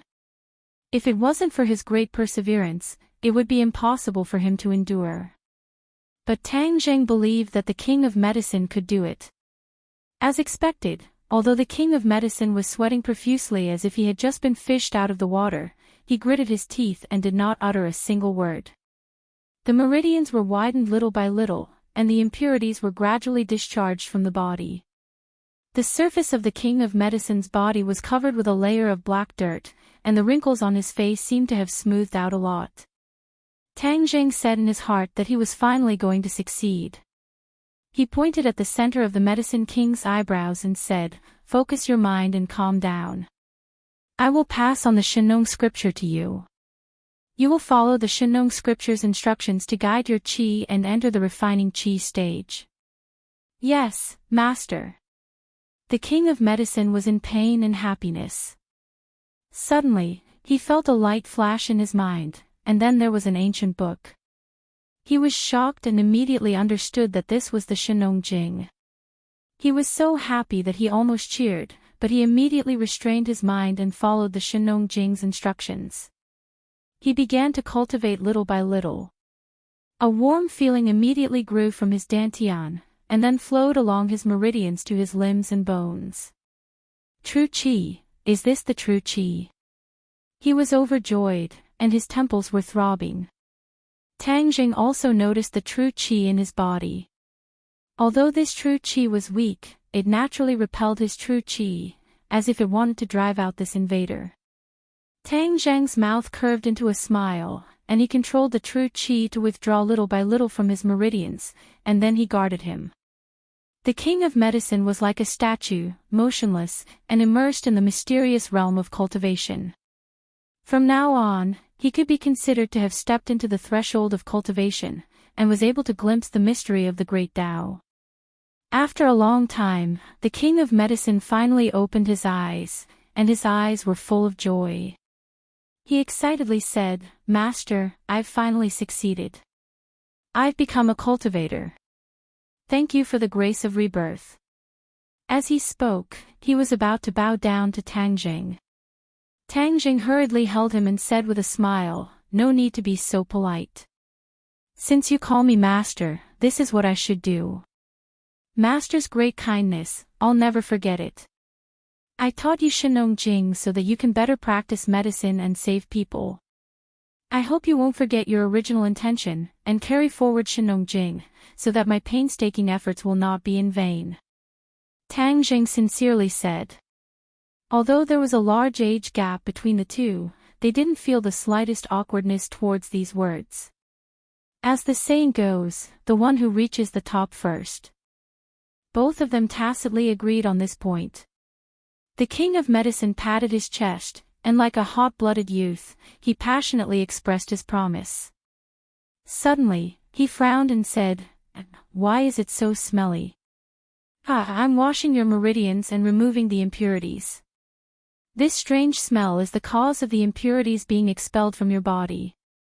The King of Medicine suddenly understood, and hurriedly went back to his room to take a bath.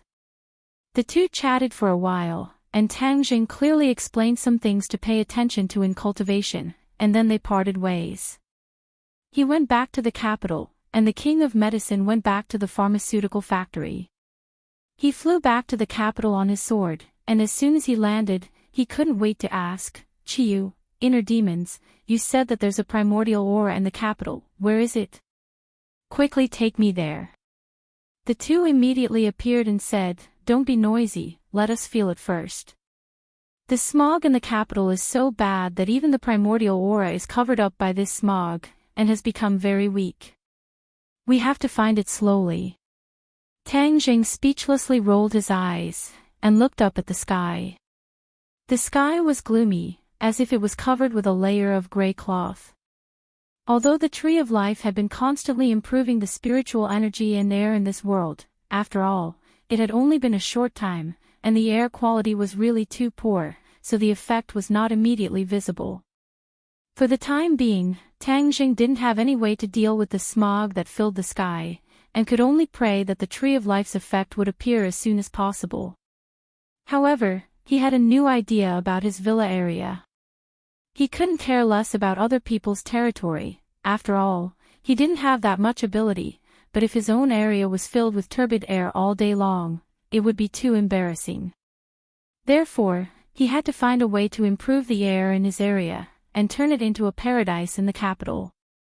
Your idea is not bad, and it's not difficult to realize. A spirit-gathering array can easily do it. Chi Yu praised. Now, Chi Yu and the inner demons took turns to praise him. They all wanted to make a good impression on him. Of course, don't you see who came up with this idea? Tang Jing said proudly, let's find the primordial aura first, then go back and set up a spirit-gathering array. I got it. The inner demons suddenly shouted, I can feel the primordial aura. Inner demons, don't shout, you're not the only one who can feel it, I can feel it too. Chi Yu snorted. Stop arguing, let's go. Following the inner demons and Chi Yu's directions, Tang Jing walked through the streets and came to the entrance of a house. It's here, the primordial aura is coming from inside. The two said with certainty. Tang Jing looked up, a familiar door and a familiar plaque came into view. Yi Mansion. Why are we here? This was the Ya family's mansion in the capital. Tang Jing used to be a frequent guest, but after Yi Tianlei and Yi Xuanji broke off, he never came here again. The Yi mansion was still as tall as before, and the courtyard was deep. There was no difference compared to before, unlike the Song and Chu families that were completely ruined. When the guards at the door saw Tang Jing, their expressions became strange. After all, who didn't know the former son-in-law of the Ya family? Seeing him standing at the door, they couldn't guess what he was thinking, so they didn't dare to act rashly. Are you sure it's here? Tang Jing looked at the house with a strange expression, and asked the two. Chi Yu and the inner demon seemed to have been greatly insulted, and said sullenly, you can doubt other things, but how can you doubt our professionalism? The primordial aura is coming from inside. Tang Jing nodded with a sullen face. Could it be that someone in the Ya family had been taken over? This was something new and unheard of. Then let's go in and take a look. Tang Jing could even come and go freely in the inner palace, so how could he be blocked by these high walls? When he walked to the door, the guards quickly came up and stopped him with a complicated expression, and nervously said, Young Master Tang, please stop. Tang Jing didn't plan to make things difficult for them and calmly said, I won't make things difficult for you, just open the door. The guards had a difficult expression and said, Young Master Tang, we have a duty, forgive us for not being able to comply. Seeing Tang Jing's expression suddenly change, as if he was about to flip out, a smart guard quickly said, Young Master Tang, please wait a moment, we will go and report. Tang Jing hesitated. Since the primordial aura was in the Yi mansion, it naturally couldn't escape, so he nodded his head. Not long after, the guards hurriedly ran back and respectfully bowed to Tang Jing, and said, Young Master Tang, please, the patriarch is waiting for you in the main hall.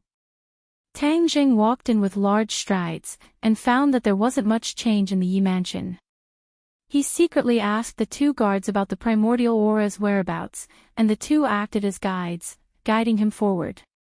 Young Master Tang, it's not that way, it's this way.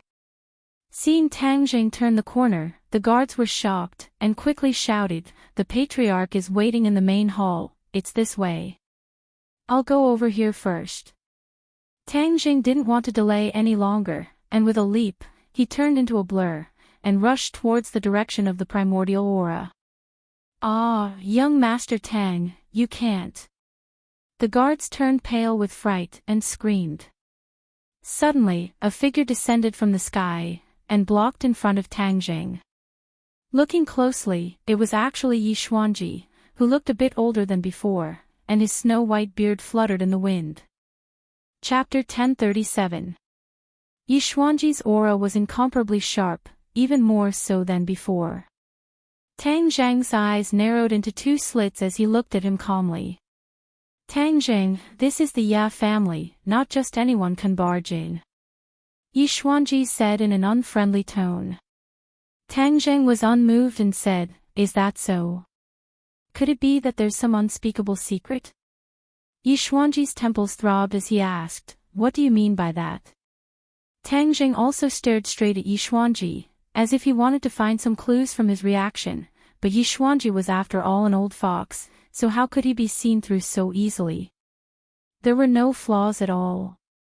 "Just now, the guard came to report that you're here. Since you're a guest, I naturally wouldn't neglect you.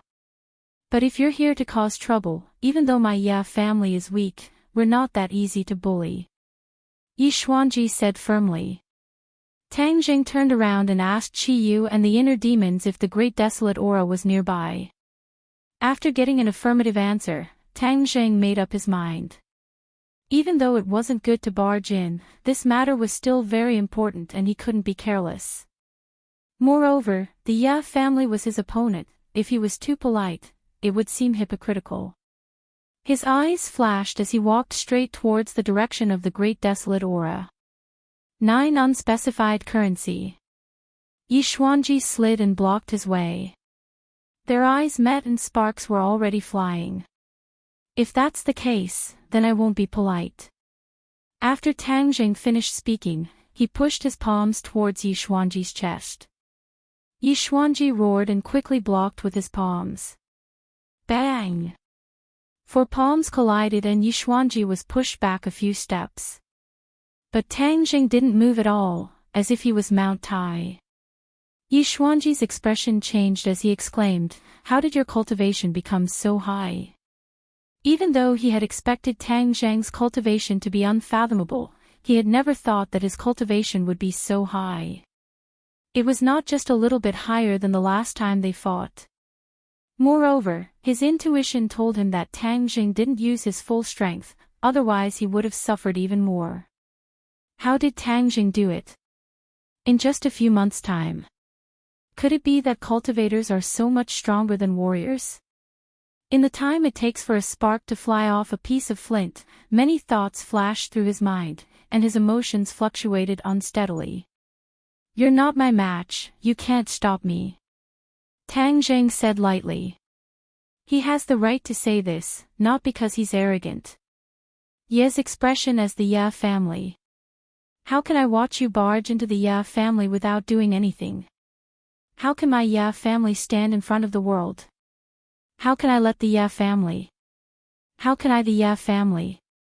How can I watch you the Ye family? If you, how can I? My family is right.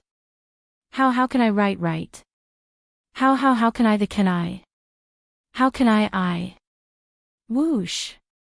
After he finished speaking, a sword flashed and a sword appeared in his hand. The cold sword flashed towards Tang Jing's throat. Tang Jing's eyes flashed coldly as he stared at the approaching sword and thought, "Why do I feel like I've seen this before?" Suddenly, his eyes lit up as he realized, wind-chasing sword art. No, this is definitely not the real wind-chasing sword art. It's a fake. His guess was not wrong. Ever since Yi Xuanji had seen Yi Dingdong's mysterious wind-chasing sword technique, he had been unable to get it out of his mind. Later on, he went into seclusion for a long time and devoted himself to studying it. Finally, he created this wind-chasing sword technique, but compared to the real wind-chasing sword technique, it was worlds apart. Tang Jing smirked and said, "Trying to imitate but making a fool out of yourself. A fake like you dares to act arrogantly in front of me. I'll let you see what the real wind-chasing sword art is." Tang Jing casually plucked a branch from the side. With a flick of his wrist, the leaves fell and turned into a bare branch. Yi Xuanji's face slightly changed, but his sword attack did not weaken. Instead, it became sharper and filled with killing intent. "To deal with you, this is enough," Tang Jing calmly said. To Yi Xuanji, this was no different from a huge insult. His face turned green as he angrily said, "You're courting death." Whoosh! The long sword arrived in front of Tang Jing. Tang Jing lightly waved the branch and pointed it out. The strength and speed were just right. When it touched the long sword, the branch bent into a full moon shape but did not break. Instead, the long sword received a huge rebound force. Whang! The long sword violently trembled.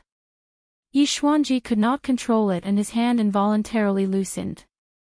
The long sword flew out of his hand and fiercely pierced into the roof, leaving the sword hilt trembling incessantly. Looking at this scene, Yi Xuanji was stunned. He had lost completely. He thought that he had comprehended the essence of the wind-chasing sword art, but he did not expect that he could not even withstand one of Tang Zheng's moves. Just now, Tang Zheng's move was fast and accurate. It seemed to be light, but in reality, it had the power of 10,000 kilograms. It was the essence of the wind-chasing sword art. His face revealed an unprecedented look of despair. Tang Zheng did not continue to tangle with him, nor did he take advantage of the situation to attack him. After all, he was Yi Dingdang's grandfather and Yi Tianlei's father. If he really did something to him, then there would be a rift between him and Yi Tianlei's family. He turned into a gust of wind and swept past Yi Xuanji. This time, he was too late to block. Why did the primitive aura disappear? Suddenly, Qi Yu and the inner demons exclaimed. Tang Zheng was shocked. He had no choice but to stop and ask, how did it disappear? Didn't you say it was very obvious? It was very obvious just now, but now it has disappeared. The two were helpless and also seemed to be very puzzled. Tang Zheng frowned and looked at the many rooms in front of him. The Ya family was a big house. It occupied a large area and there were many rooms. Without a clear target, it was like looking for a needle in a haystack. Could it be that the person heard the fighting, so he noticed the situation and deliberately hid? The inner demons mumbled. Qi Yu was surprised. He pondered for a while and analyzed logically. If that's the case, then this soul has probably succeeded in taking over the body. It might even have recovered a lot of its power. Moreover, it must have been a powerful master when it was alive, so it could hide the primitive aura. Hearing this, Tang Zheng was also shocked. If it had succeeded in taking over the body, then whose body did it take over in the Ya family? Didn't you say that you could easily detect the primitive aura? Why can the other party disappear under your nose now? Tang Zheng asked angrily. Qi Yu hurriedly explained, Tang Zheng, don't slander us, we are just a strand of soul, and our strength is greatly reduced. If we were to occupy a body, then no matter how well the other party hides, they will not be able to escape our fiery golden eyes. The inner demons also agreed, that makes sense. Why don't you find a body for us and let us be reborn? Then these are all small problems.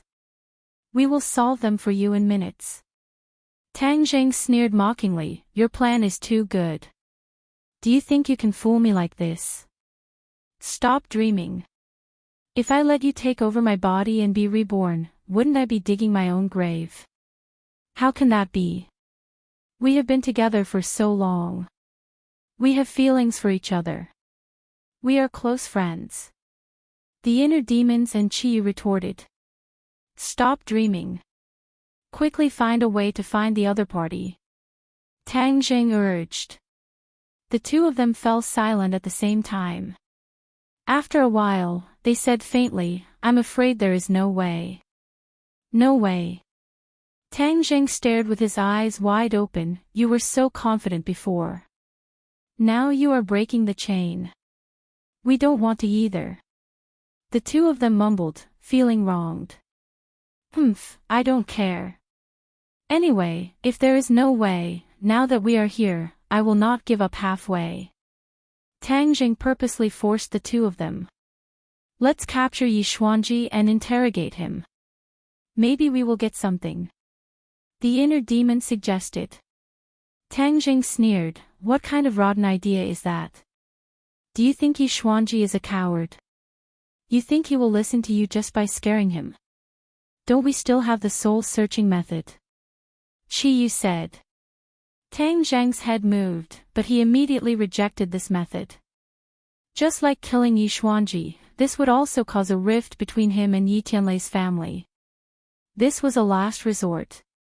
He would not do this unless he had no other choice. So. Suddenly, several figures flew over from a distance and surrounded Tang Zheng. They were Yi Xuanji, Yi Tianming, and Yi Ku. Tang Zheng, you are too arrogant. Do you really think that the Ya family is a place where you can come and go as you please? Yi Tianming roared. Yi Ku indignantly scolded, don't think that you can be arrogant by relying on your own weight. You can ride on top of our Ya family's head. This time, if you don't give us an explanation, don't even think about leaving. Tang Zheng's eyes wandered over the three of them. His eyes were burning like a scanner, as if he wanted to see through the three of them. Then who would the Yin general choose to be his puppet? The strong. The other party will definitely choose the strong, so that he can exert his strength to a greater extent. Qi Yu quickly said. Tang Zheng's head moved and asked, the strong people of the Ya family are in front of him. Do you think he will choose one of the three? This possibility is not ruled out. The inner demons agreed. Just now, I fought with Yi Xuanji, and at that time, the great desolate aura still existed. That is to say, Yi Xuanji can be excluded. Then, he can only choose between Yi Tianming and Yi Ku. Tang Zheng analyzed. His eyes swept back and forth between Yi Tianming and Yi Ku. Why are you looking at us like this? Yi Ku asked in a bad mood. Tang Zheng did not answer. Instead, he made a move. Yi Ku was still a few meters away. She saw Tang Zheng's big hand reach out and use the swallowing sky technique. A powerful suction force spread out from his palm. Yi Ku exclaimed and involuntarily flew towards Tang Zheng. Bang bang. His feet fiercely stomped on the ground, trying to stop his body. However, all this was in vain. He finally fell into Tang Zheng's palm. Tang Zheng, what are you doing? Yi Tianming roared. His son was captured. His mood could be imagined.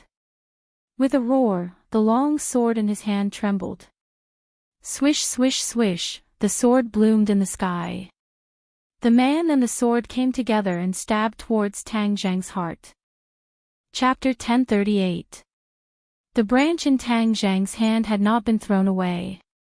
He shook the branch and faced the two people. Since they wanted to fight, then he would accompany them to the end. It was a good opportunity to test the two people's cultivation. With two swishing sounds, the branch was like a sharp sword, pointing at the two people's vital points. Since he wanted to test whether it was true or false, he naturally would not be merciful. He had to force the two people into a desperate situation. The branch accurately pierced the two people's bodies. However, the two people did not fall, nor did blood burst out. The two people's faces showed a sinister and strange smile, which made people's hair stand on end. What's going on? Tang Zheng was shocked. He was very clear on the power of his attack. With the cultivation of these two people, it was impossible for them to block it. Even if they were strong, it was impossible for them to do so. Could it be that these two people had already been taken over and reborn? Tang Zheng, your methods are useless. You should obediently accept your death. You have committed all kinds of crimes against our Ya family in the past. Today, you will pay for them all. Yi Ku shouted ferociously. Tang Zheng frowned. Yi Ku was very different from what he usually saw. There was always a strange feeling that he could not explain. He immediately looked at Yi Tianming. The smile on the other side's mouth seemed to be particularly strange. Young man, don't you feel that something is wrong? The inner demon suddenly asked. What's wrong? Tang Zheng was confused. Qi Yu said, you are really too stupid. You usually boast that you are smart. Why are you so stupid today? Can't you see such a simple flaw? Tang Zheng was more confused. Where was the flaw? Why did he not see it after looking for a long time? What flaw? Yi Tianming is already dead. How could he appear here? Qi Yu asked. The inner demons echoed, yes, isn't this a flaw? A big flaw. Yi Tianming is dead. Tang Zhang's eyes widened. Why did he not remember this? Really? Are you suffering from amnesia? Qi Yu said snappily. You're the one with amnesia. Tang Jing rolled his eyes and retorted. That's weird. There must be a problem. It's just that we haven't figured it out yet. Could it be that Yi Tianming was the one who was possessed and reborn? The inner demons were amazed. If only it was that simple. I think things are even more complicated. Qi Yu said disapprovingly. After listening to the conversation between the two, Tang Jing felt like his brain was turning into mush. He was getting more and more confused. It was as if something was wrong, but he couldn't put his finger on it. Before the three of them could come up with a solution, Yi Xuanji and the other two launched a fierce attack. In an instant, 3 swords were launched at the same time, attacking Tang Jing together. Tang Jing threw away the branch and changed to the War Soul sword. He quickly slashed his sword. The air shook and the sword light directly penetrated Yi Xuanji's body. Yi Xuanji was safe and sound. Instead, he revealed a proud smile.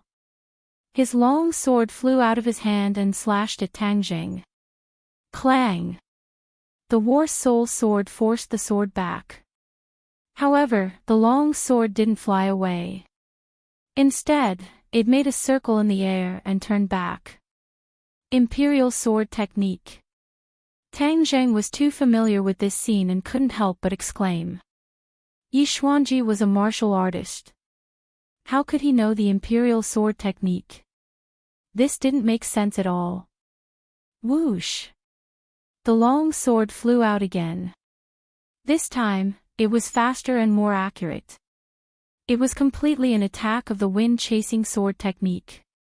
It wasn't the unorthodox attack that Yi Xuanji used before. Instead, it was the essence of the wind-chasing sword technique. With the combination of the Imperial Sword Technique, the power of this attack increased sharply. Even Tang Jing felt a huge pressure. Tang Jing quickly raised his sword to block. He felt as if he had suffered a heavy blow. His arm went numb and the War Soul sword almost flew out of his hand. No, no! The inner demons and Qi Yu shouted at the same time. This isn't real. We finally know why the great desolate aura disappeared. It's because we've already fallen into a trap. Fallen into a trap? Tang Zhang's expression was strange. He didn't know what to do. Yes, all of this is fake. There's no difference between a fake and a real one. It actually deceived all of our eyes. The inner demons let out a long sigh. I finally know who the great desolate aura is. Only he can do this and deceive all of us. Qi Yu said indignantly, Hang, I also know who you're talking about. I didn't think that this person wouldn't stop even after he died.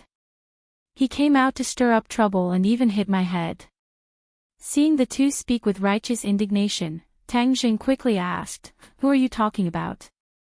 Nightmare. Who is he? This person was one of the generals under the Yellow Emperor. Many of my 9 Li tribe's warriors died in his hands. Qi Yu said hatefully.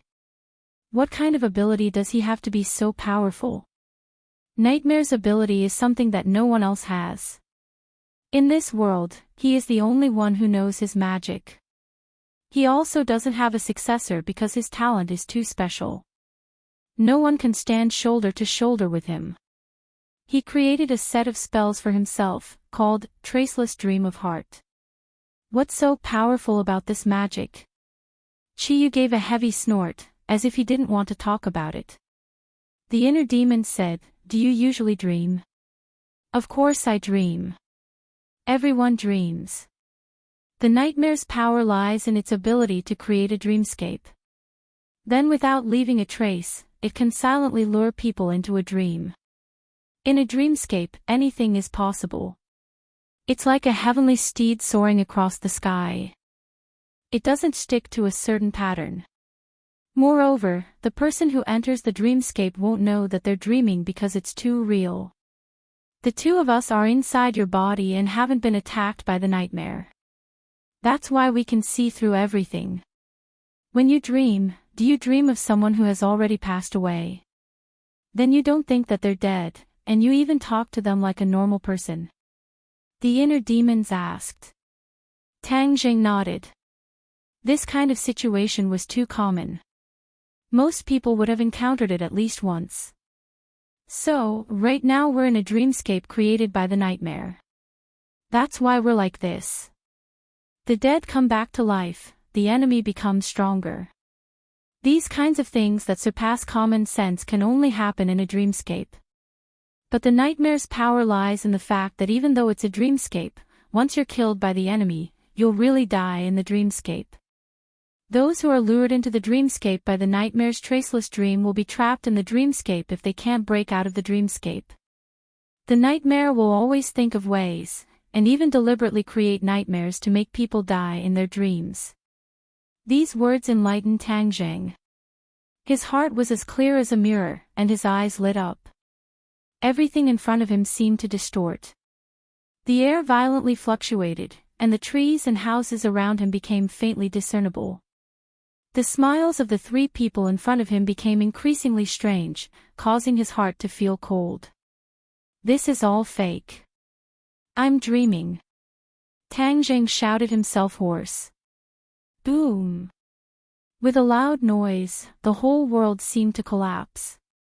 The faces of the three people in front of him became blurred. He only heard a shrill cry. How did you see through it? The scene in front of him suddenly changed. The three people disappeared, and everything around him became clear again. Whoosh! Whoosh! Two sounds came from afar. In the blink of an eye, two people came in front of him. Looking closely, it was Yi Xuanji and Yi Ku. Tang Zhang's pupils suddenly shrank. He said in his heart that this was not a dream. Of course it's not a dream, this is reality. Although the nightmare spell is powerful, once it's a dreamscape, it can quietly withdraw. However, once trapped, it's really difficult to recognize that you're in a dreamscape, so you can't withdraw at all. Unless you have a really great magical ability, otherwise, in the face of the nightmare spell, you're really powerless. The nightmare once said that when he cultivates the heart's dream traceless spell to the extreme, even if it's a magnificent army, he can quietly lure them into a dream and eliminate them all in the dream. The inner demons introduced. Tang Zhang's head moved, and said, then during the Battle of Zhuolu, did the nightmare also use the heart's dream traceless spell? Qiyu snorted coldly, and said, of course, how could he give up on such a powerful spell? It's just that he thinks highly of himself, but in the end, he can't escape death. My people are not to be trifled with, although they paid a huge price, they still killed this scourge. It's just that I didn't expect that after tens of thousands of years, nightmare would appear again. Tang Jing patted his forehead, feeling bitter in his heart. In the ancient times, the experts gathered together, and all kinds of spells blossomed, making it hard to imagine. With so many souls escaping from the prehistoric heavenly tomb, it would probably cause a lot of trouble. Since there is a first time, then I will be extremely careful. I will not fall into the nightmare demon's trap again. You all said that these souls would choose the strong, then other than Yi Xuanji, there is only Yi Ke left in the Yi mansion. Could it be that the nightmare demon chose him? Tang Jing muttered to himself, staring at Yi Ke like a torch. The Ya family looked at Tang Jing. Just now, they saw that Tang Jing was as motionless as a statue from afar. The two of them were shocked, but they did not sit back and watch. Instead, they directly chose to charge over, preparing to give him a fatal blow. However, just as they rushed in front of him, they discovered that Tang Zheng had freed himself from the meditative state of the old monk. As a result, the two of them immediately stopped in their tracks, and did not dare to act rashly. They looked at him suspiciously, not knowing what kind of medicine he was selling in his gourd. Tang Zheng, do you really think that my family has no one left? Today, even if I, Yi Xuanji, risk my life, I will not let you succeed. Yi Xuanji said while gnashing his teeth. Just now, he was completely shocked by Tang Zheng's strength. When Tang Zheng left, he was both scared and ashamed. He was the dignified patriarch of a generation. If he was scared like this, then he would not be able to show his face in the Yi clan in the future. He would be pointed at behind his back and scolded to death. As the head of the family, of course he could not ignore it. Therefore, even though he knew that he was no match for it, he still had to chase after it. Only this time, there was Yi Ku. Chapter 1039. Tang Zheng did not pay attention to Yi Xuanji's clamor, he just stared at Yi Ku intently, as if he wanted to see through her. Does he have a great aura? No. What about the great aura? It appeared again, in the small courtyard behind. Tang Zheng suddenly turned his head to look. Doesn't this mean that the nightmare did not choose Yi Ku, but chose another person? He stared at the wall behind him, as if he wanted to let his eyes penetrate it to see who could get the favor of the nightmare. Tang Zheng, what are you looking around for? Yi Xuanji scolded. Tang Zheng coldly snorted, his toes touched the ground, and he was about to fly into the small courtyard. Stop for me. Yi Xuanji roared, his heels slammed on the ground, and the ground immediately cracked. He was like a cannonball, flying out. The sword in his hand shone brightly, and he and the sword seemed to be integrated into one. Seeing this scene, Tang Zheng understood that the other party was going all out, and quickly raised the War Soul Sword. The War Soul Sword whistled, and one sword flew into the sky. Ding Dang shouted, and the two swords clashed. One sword and one person fell from the sky, drawing a bloody trace in the sky, and heavily fell to the ground, blood spurting out. At this moment, Yi Xuanji seemed to have aged more than 10 years. Originally, there were a few black hairs, but now all of them have turned white. This blow, Tang Zheng broke all of his defenses, even his mind, and the damage he suffered was immeasurable. Tang Zheng did not hide anything. It was the other party's repeated threats that made him really angry. Moreover, the Ye family actually had such a powerful existence as the nightmare. Tang Zheng had to be careful. Grandpa. Yi Ku was originally preparing to attack Tang Zheng, but when she saw this scene, she subconsciously stopped and helped Yi Xuanji up. Tang Zheng, I will fight with you. Yi Ku shouted, her face was crazy. Yi Xuanji grabbed his sleeves tightly and shook his head, don't, you are not his match. Tang Zheng coldly looked at the two of them and said, I originally didn't want to be your enemy, but since someone in your mansion has been possessed, I have no choice but to interfere. Moreover, this is for your own good because the people you are familiar with are already in danger. Possession. Yi Xuanji took a deep breath and suppressed the blood in his heart as he asked. That's right. An extremely powerful soul has attacked one of your people. If you don't treat him in time, he'll be in grave danger. Hey, nonsense, you want to use this reason to deceive us, do you really think that we are 3-year-old children? Yi Ku disapproved and sarcastically said. Tang Zheng ignored him and said, Yi Xuanji, it's up to you whether you believe me or not. I'm telling the truth. Yi Xuanji had a complicated expression on his face. After pondering for a while, he said, what evidence do you have? The evidence is at the back of the yard. We'll know once we go in and take a look. Tang Zheng pointed to the back. Behind this courtyard. Who are you trying to fool? No one lives in this courtyard for a long time. How can there be people? Hey, Tang Zheng, don't you know how to make up a better lie when you're lying? Yi Ku snorted. No one, how can it be? Tang Jing didn't believe it. It was clear that the great desolate aura was coming from inside.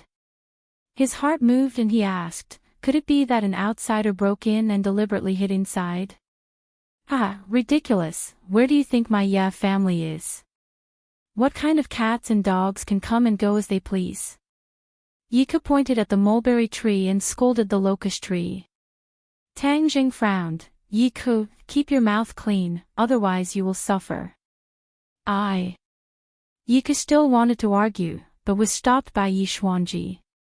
He looked deeply at the courtyard, not knowing what he was thinking. Bad, the great desolate aura is moving, the other party wants to escape. The inner demons suddenly shouted. Don't let him escape. Qi Yu urged, quickly chase. Tang Jing also ignored the family, jumped and rushed into the courtyard.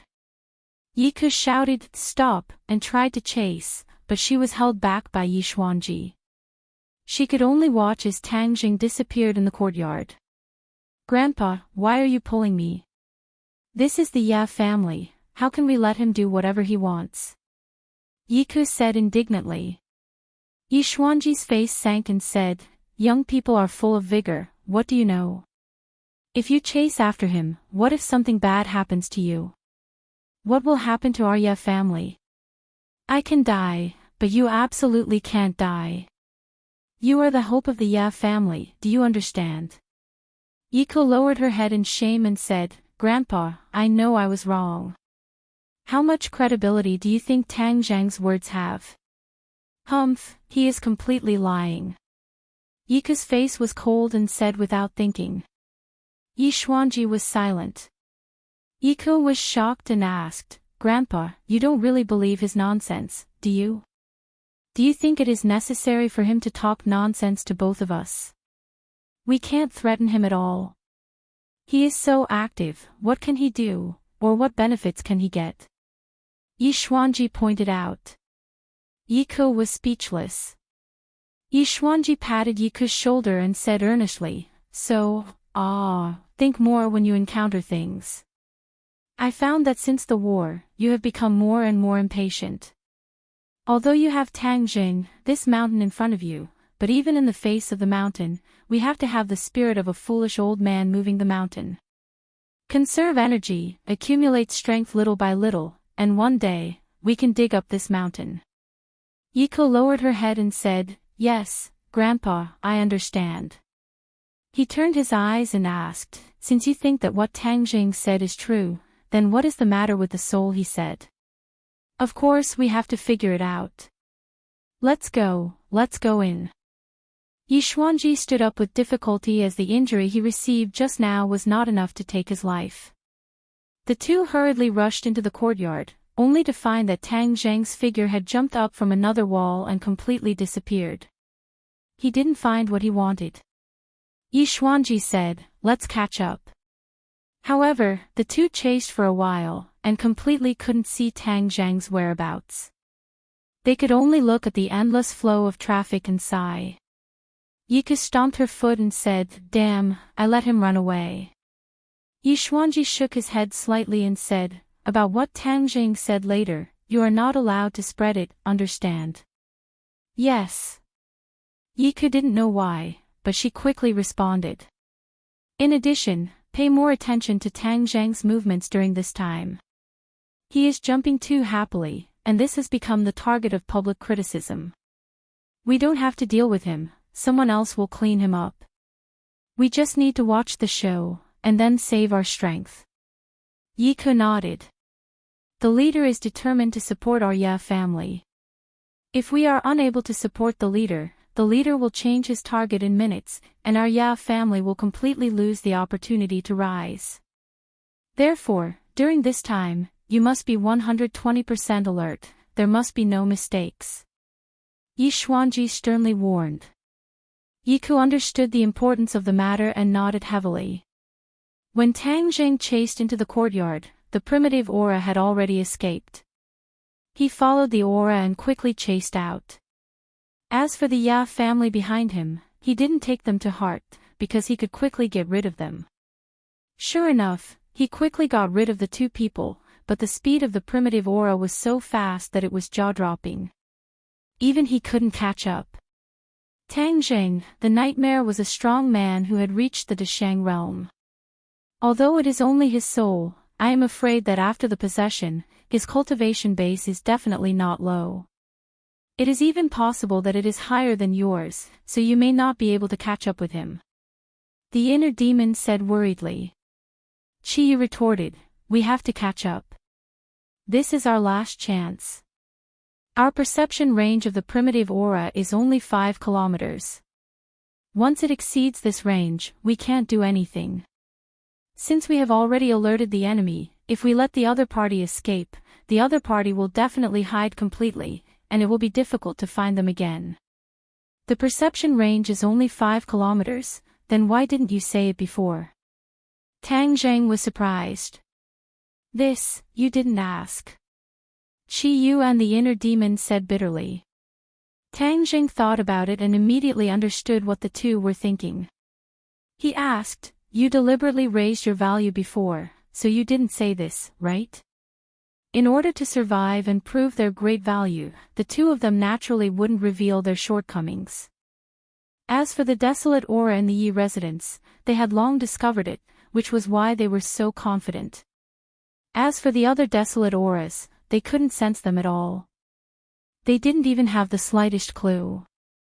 I was actually tricked by the two of you. Tang Zheng's expression was unkind. How did we trick you? We can really sense the primitive aura, but there is a distance limit. Humph, deliberately exaggerating, isn't that a trick? You're wrong, we didn't lie to you at all. The two hurriedly defended themselves. It had to be said that what the two said was not unreasonable. Tang Zheng didn't ask, and they didn't say in detail, so it wasn't a trick. It was Tang Zheng's fault for subconsciously making a mistake. Wait until I catch this nightmare, then I'll deal with you guys. Tang Zheng was indignant and raised his speed to the limit. He madly ran all the way, circling through the streets of Beijing. After chasing for half a day, he still couldn't even see the shadow of the other party. Only the primitive aura was guiding him. This made Tang Zheng depressed and secretly competitive. If I can't catch up, then I'll catch up. Let's see who can last longer. Ring ring ring. Suddenly, the phone in his pocket rang. At this critical moment, who is calling? Young Master Tang, quickly come and save me. Ji Wuxiang's voice came from the phone, sounding very anxious. What's the matter? Someone wants to kill me. Who wants to kill you? Beep beep. The phone was cut off, and when he called back, he was told that the phone was turned off. Don't worry about that, Ji Wuxiang, catching the nightmare is the most important thing. Chi Yu urged. The inner demons hurriedly retorted, although the nightmare is important, Ji Wuxiang is also important. If his celestial chess falls into the hands of others, I'm afraid it will be very disadvantageous for you. Ji Wuxiang is a genius, such a person cannot fall into the hands of others. Chapter 1040. What's so hard to choose? Stop hesitating and continue chasing the Nightmare Lord. Otherwise, it will be too late for regrets. Chi Yu kept urging. The inner demons retorted, Chi Yu, don't be an alarmist. He has a grudge with you, that's why you want to kill him. The Nightmare Lord is indeed powerful, but to say that he's so powerful that it's against the heavens is definitely an exaggeration. Why would the Nightmare Lord run away and not face Tang Zheng head-on? Because he knows that Tang Zheng has a way to break his traceless dream spell. His most powerful spell would not work, so he would naturally run away. Is that so? Tang Zheng's heart moved as he asked. Of course it is so. The inner demon said as a matter of fact. Chi Yu did not refute, clearly agreeing with this point. If I meet the Nightmare Lord again, can I not be affected by his traceless dream spell? Tang Zheng asked curiously. The inner demons confidently said, of course not for normal people, but you can rest assured that with us here, even if he can lure you into the dream realm, he won't be able to lure us. So, as long as the two of us are here, the Nightmare Lord's spell will not work. So that's how it is. Tang Zheng suddenly understood, immediately understanding the importance of the situation. Inner demons, if you don't speak, no one will think you're a mute. Qi Yu said in a flustered and exasperated manner. The inner demons chuckled. Qi Yu, you're so flustered and exasperated because I'm right. What I said is the truth. As for how to choose, that's up to the young man. You don't really think that you can make the young man's decision right.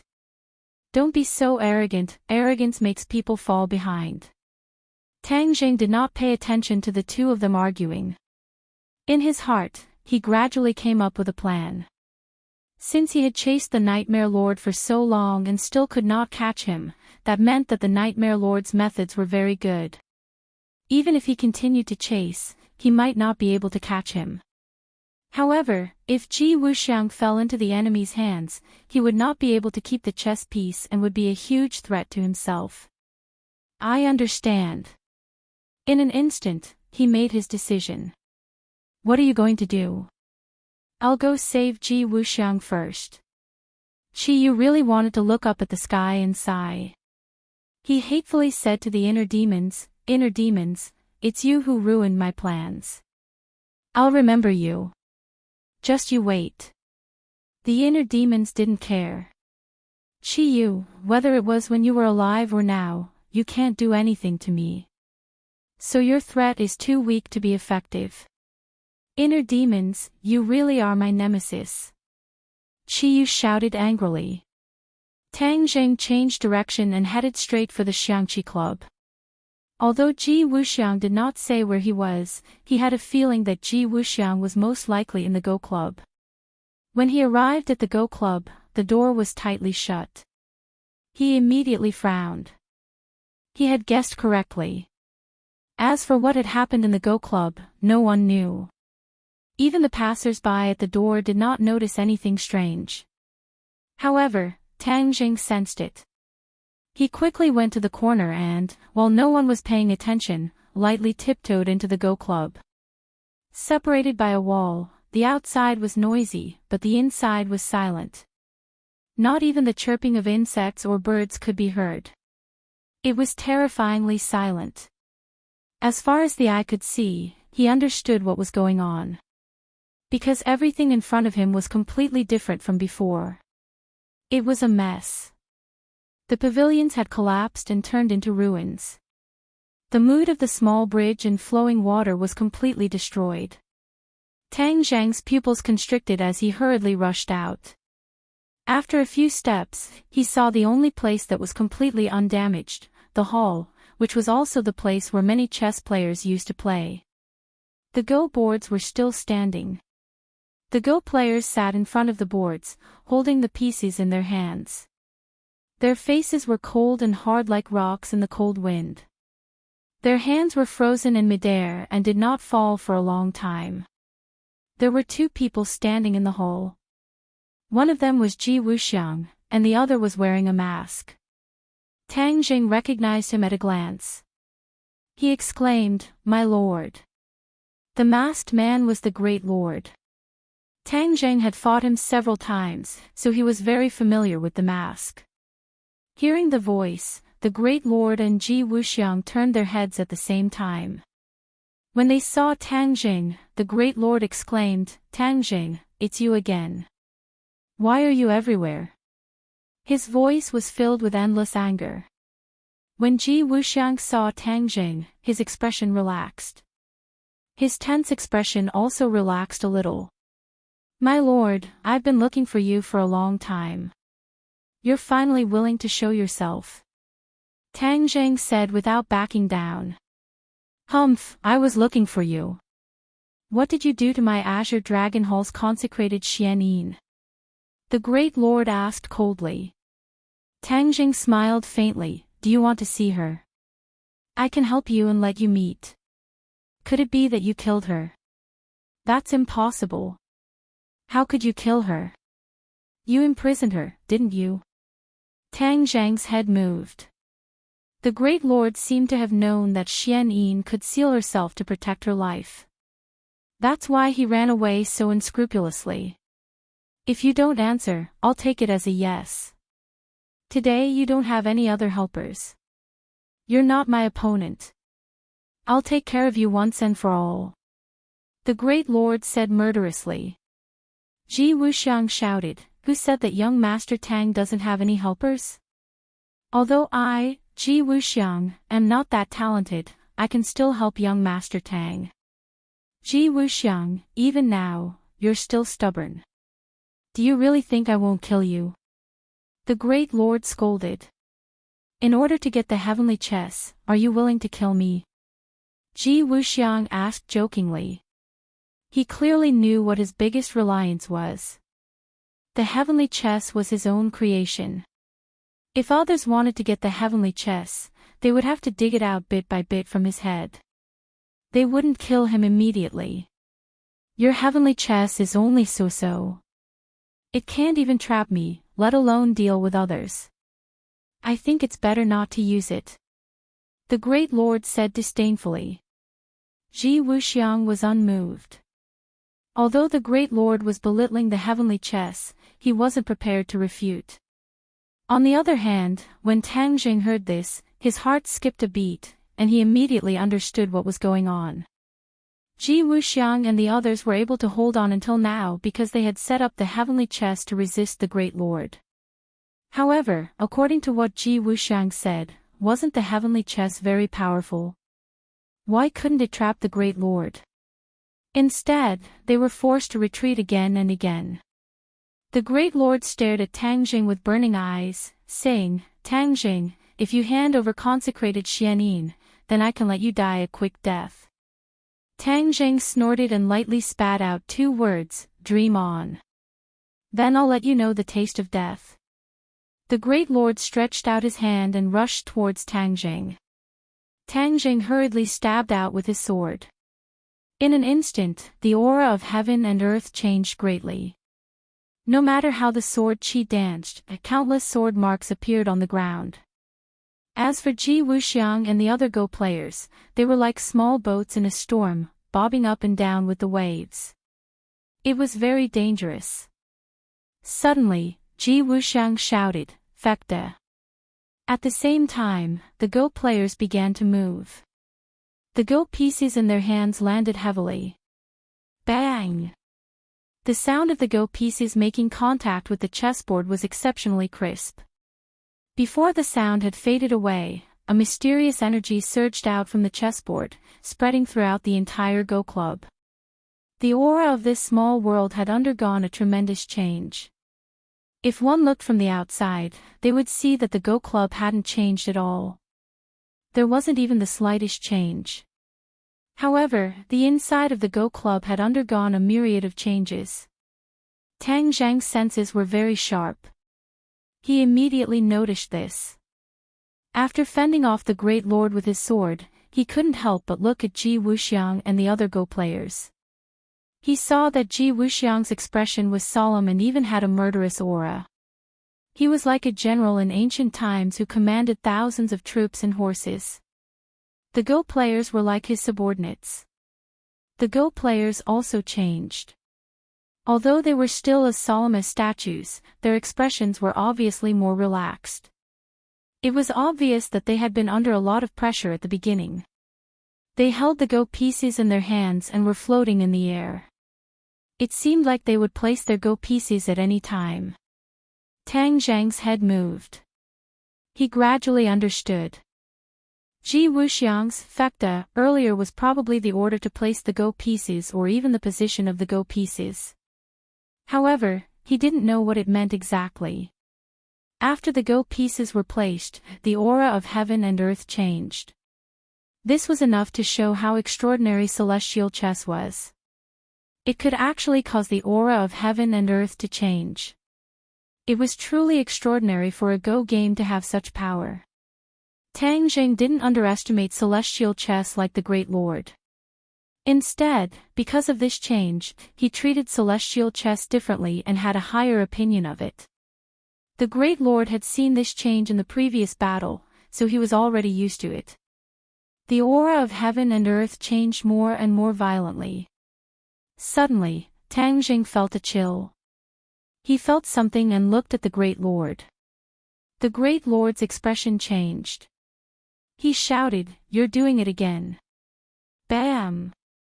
With a muffled sound, it was as if a tyrannical force had struck the High Lord's body. He quickly retreated, leaving a long mark on the ground.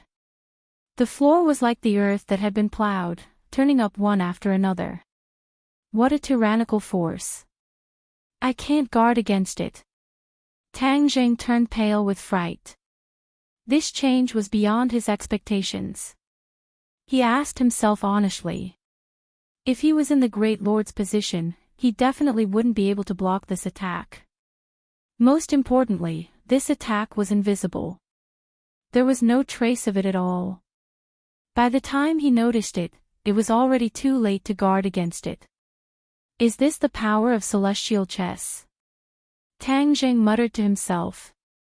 Celestial chess's attack was invisible, but its power was so great. It was indeed too terrifying.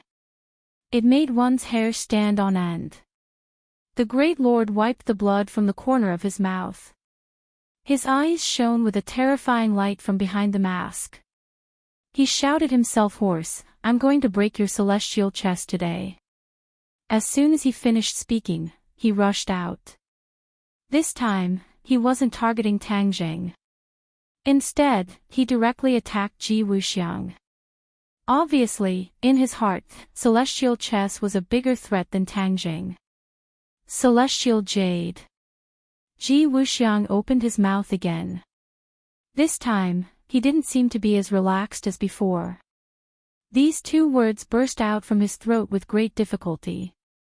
Those chess players moved again. This time, their movements were very slow. It was as if they were resisting an invisible force. Tang Jing saw everything clearly. He couldn't help but be amazed. This was a huge difference from before. As an outsider, he didn't know the reason behind it. Bam! Chapter 1041. The chess piece landed, and a sudden change occurred. A tyrannical force once again struck the High Lord's body, and blood seeped out from under his clothes, forming a dark red patch. You! The High Lord gasped for breath, his breathing became extremely hurried and chaotic, and he was actually unable to say a complete sentence. He propped himself up with his palm on the ground, turned into a ray of light, and fiercely rushed towards Ji Wuxiang. Stop! Tang Jing shouted loudly, the sun-shooting arrow and heaven-shocking bow in his hands. The bowstring trembled, and the sun-shooting arrow flew out like a meteor, arriving in front of Ji Wuxiang in the blink of an eye. Ji Wuxiang's face changed. How did your sun-shooting arrow become so powerful? Tang Jing sneered. With a thought, the speed of the sun-shooting arrow increased. The High Lord flipped in the air, the sun-shooting arrow brushing past his scalp. However, before he could rejoice, he saw the sun-shooting arrow turn back in midair. His expression changed greatly as he looked at the sun-shooting arrow and Tang Jing in disbelief. This was even more powerful than he had expected. Seeing the sun-shooting arrow flying over again, and Ji Wuxiang opening his mouth, as if he was about to speak again, his expression turned cold. He looked at Tang Jing hatefully, then looked at Ji Wuxiang unwillingly, turned around and left. Like a whirlwind, he soared into the sky and flew over the courtyard wall. Delta, boom! The sun-shooting arrow missed and shot into the corner of the wall. After a loud sound, a huge hole appeared at the foot of the wall, and gravel flew everywhere. Tang Jing stomped his foot in hatred, and said indignantly, "The High Lord is too shameless." Once he noticed that something was wrong, he actually ran away. Is he addicted to being a deserter? Last time he ran away, this time he ran away again. Tang Jing was very clear that the High Lord was not completely afraid of the power of the sun-shooting arrow.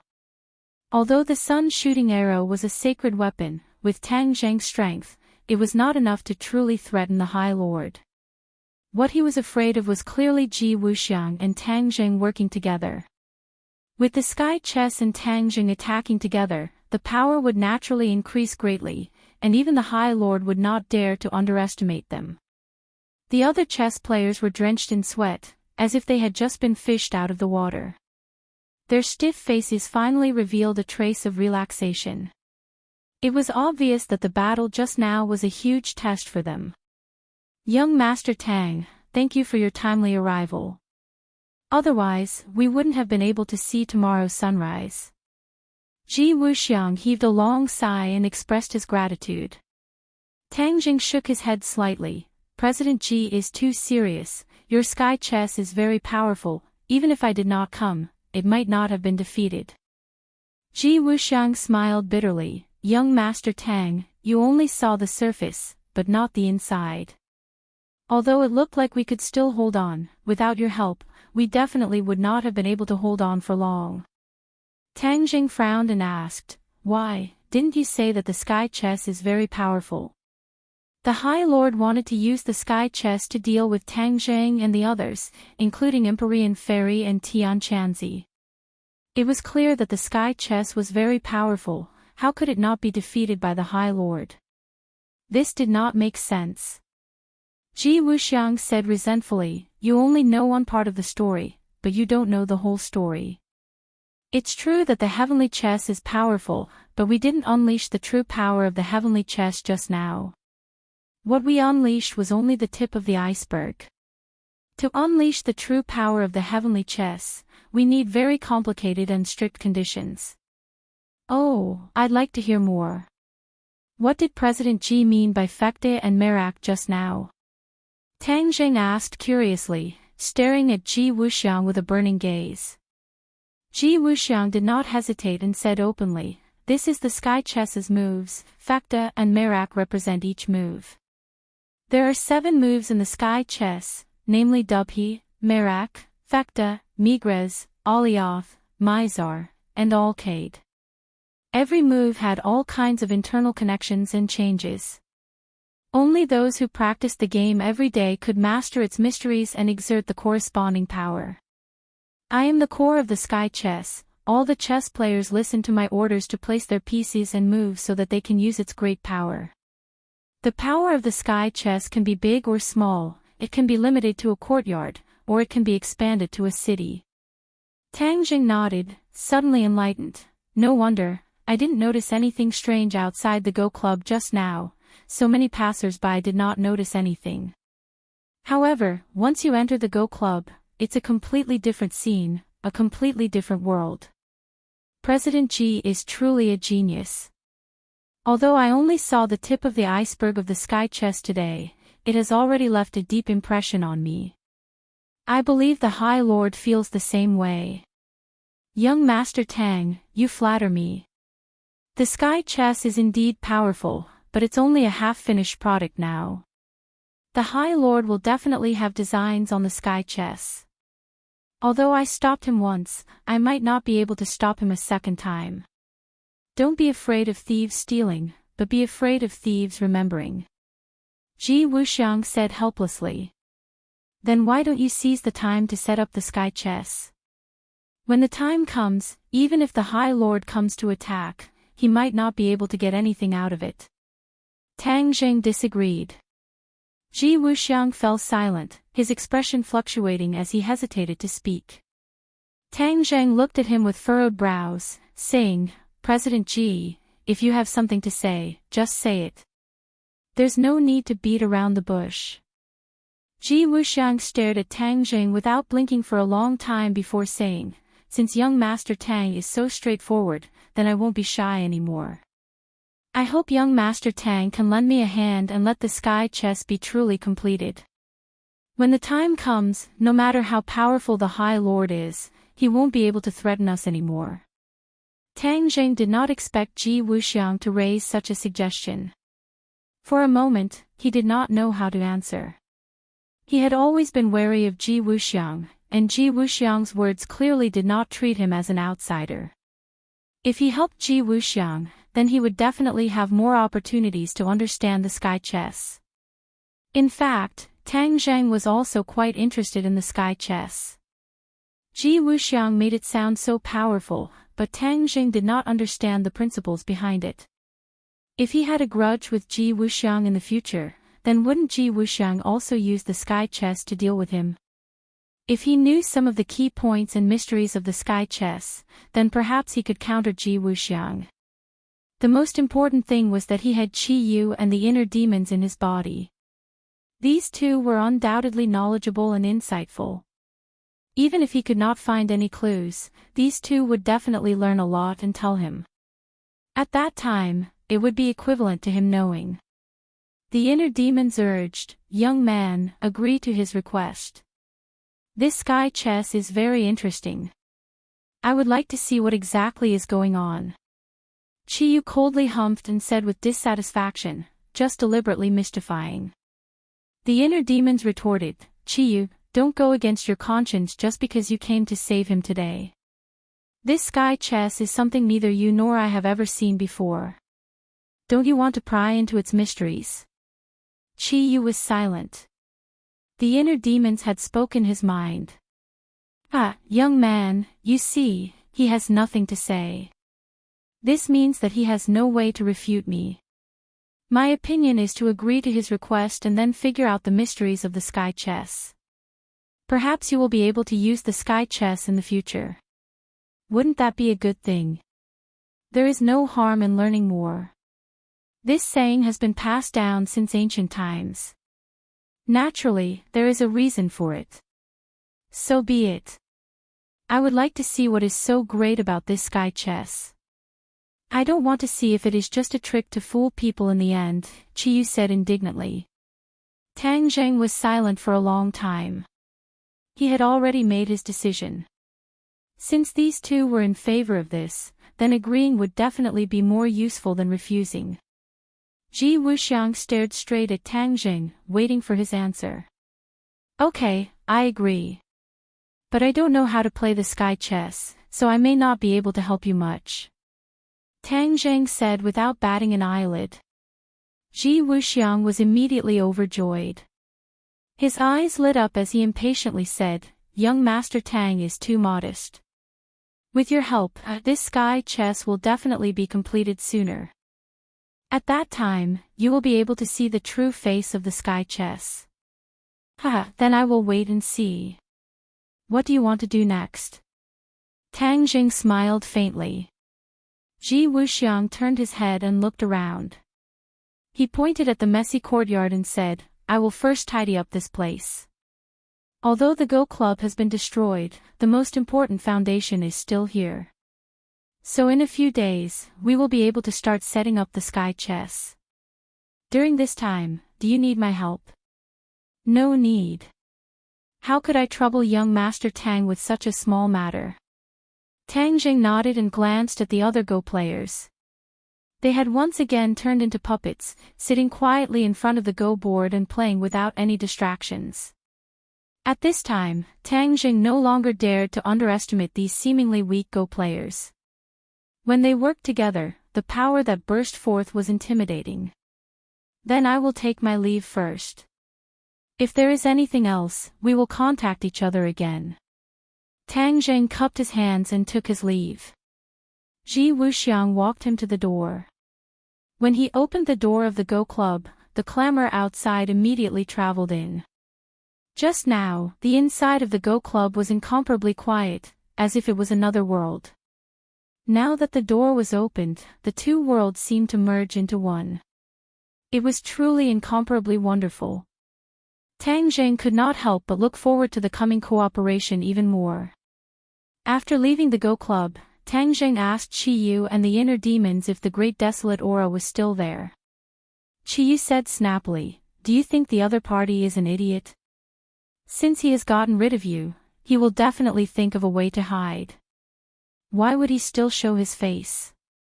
Tang Zheng had also expected this result, but he could not guess who in the Ya family had been possessed. How could that be possible?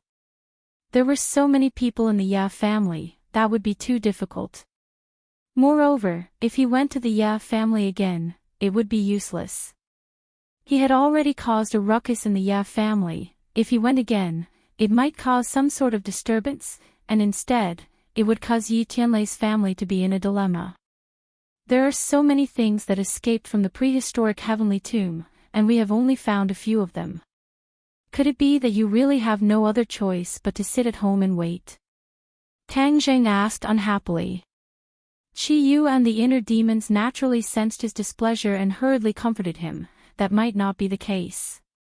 If you go to the famous mountains or walk around the various cities, maybe we can find more of the great desolate aura. Tang Zheng rolled his eyes speechlessly. This is like looking for a needle in a haystack, do you know that? Where do I have that much time? Qi Yu's heart skipped a beat, and he suggested, didn't you already take the Li Palace under your command? Li Palace's eyes and ears are all over the world, and they are well informed.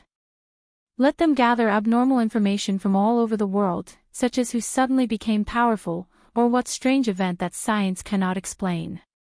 This is a sign, and if we follow the map and identify the targets one by one, we will naturally be able to achieve twice the result with half the effort. Chapter 1042. Tang Zheng hurriedly dialed Li Xiaoyan's number. With a beep, she picked up the phone and a pleasantly surprised voice came through. Tang Zheng, it's you. How have you been? I'm very good. The Li Palace is already on the right track. Everything is proceeding in an orderly manner. The intelligence system has already been restored 80 to 90%. When Granny Li left with her people, the intelligence system was damaged to a certain extent. However, Li Xiaoyan's ability was outstanding. It didn't take long for it to be restored. Moreover, she established a strict intelligence network that was more precise and accurate than before. It had to be said that her ability was truly outstanding. I have something for you to do. Tang Zheng went straight to the point. Li Xiaotian was very happy.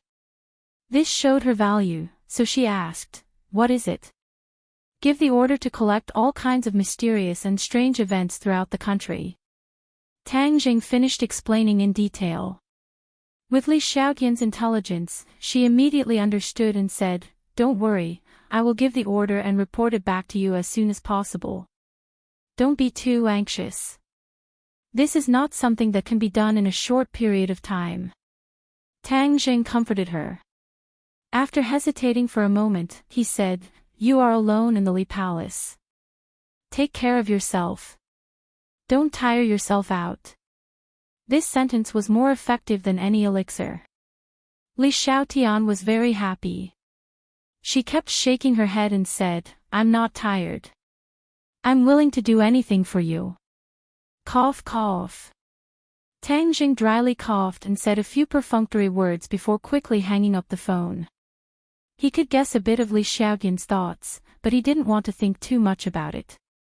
Tang Zheng returned to his house and saw two familiar figures in the courtyard. He hurriedly went up and greeted them cordially, Uncle Yi and Feng, why are you here? Yi Tianlei's face was dignified. He looked deeply at Tang Zheng and didn't say a word. Feng Xinyang's expression was normal. She looked at Tang Zheng with a smile and said, little handsome brother, where did you go this time? I went out of town yesterday and just came back. It's been hard on you, running around everywhere. I heard you went back to school. Yes, this is Grandpa's wish. You really are a filial and good child. Feng Xinyang looked at him with a smile. The look in her eyes was more doting than when she looked at her own son. Tang Zheng had long been accustomed to Feng Xinyang's style of doing things. He understood that they wouldn't visit him without a reason, so he went straight to the point and asked, is there something wrong? Feng Xinyang laughed heartily and patted Yi Tianlei's shoulder, saying, isn't it your Uncle Yi who insisted on dragging me here? In fact, that matter has nothing to do with him. He's just a dog catching a mouse and meddling in other people's business. People don't even appreciate his kindness. Tang Zheng looked suspiciously at Yi Tianlei and said, Uncle Yi, if there's something then just say it. You're being too polite with me. That's treating me like an outsider. Yi Tianlei let out a long sigh and said, all right then, I'll just say it. Today I heard news that you went to the Yi residence to cause a ruckus. Is that true? Tang Jing nodded, yes. Can I ask the reason? Yi Tianlei's brows were tangled. Tang Zheng looked at him thoughtfully and instantly understood the purpose of his trip.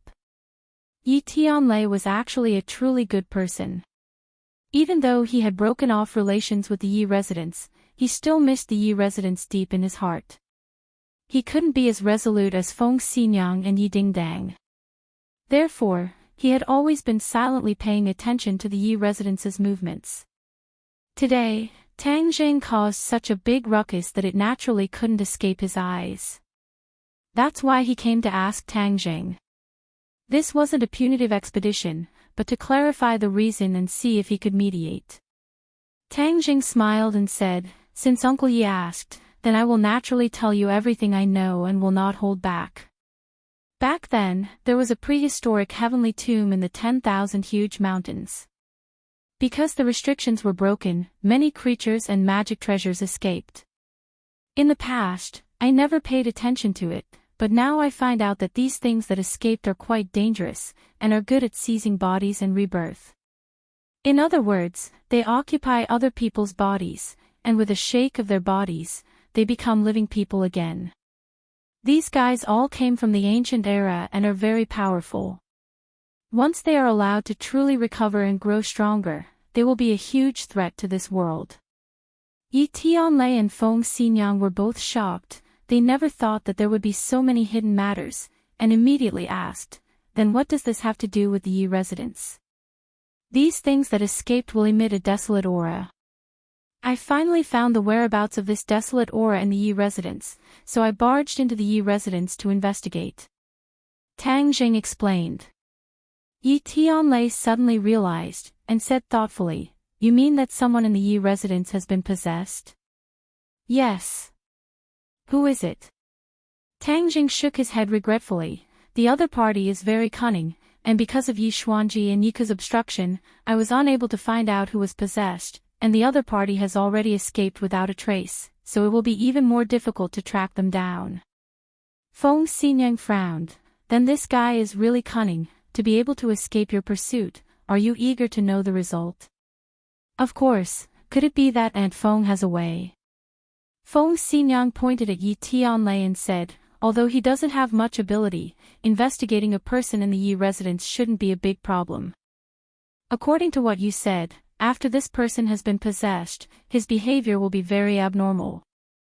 Even if the other party hides well, there will still be clues, especially with the people who normally interact with each other.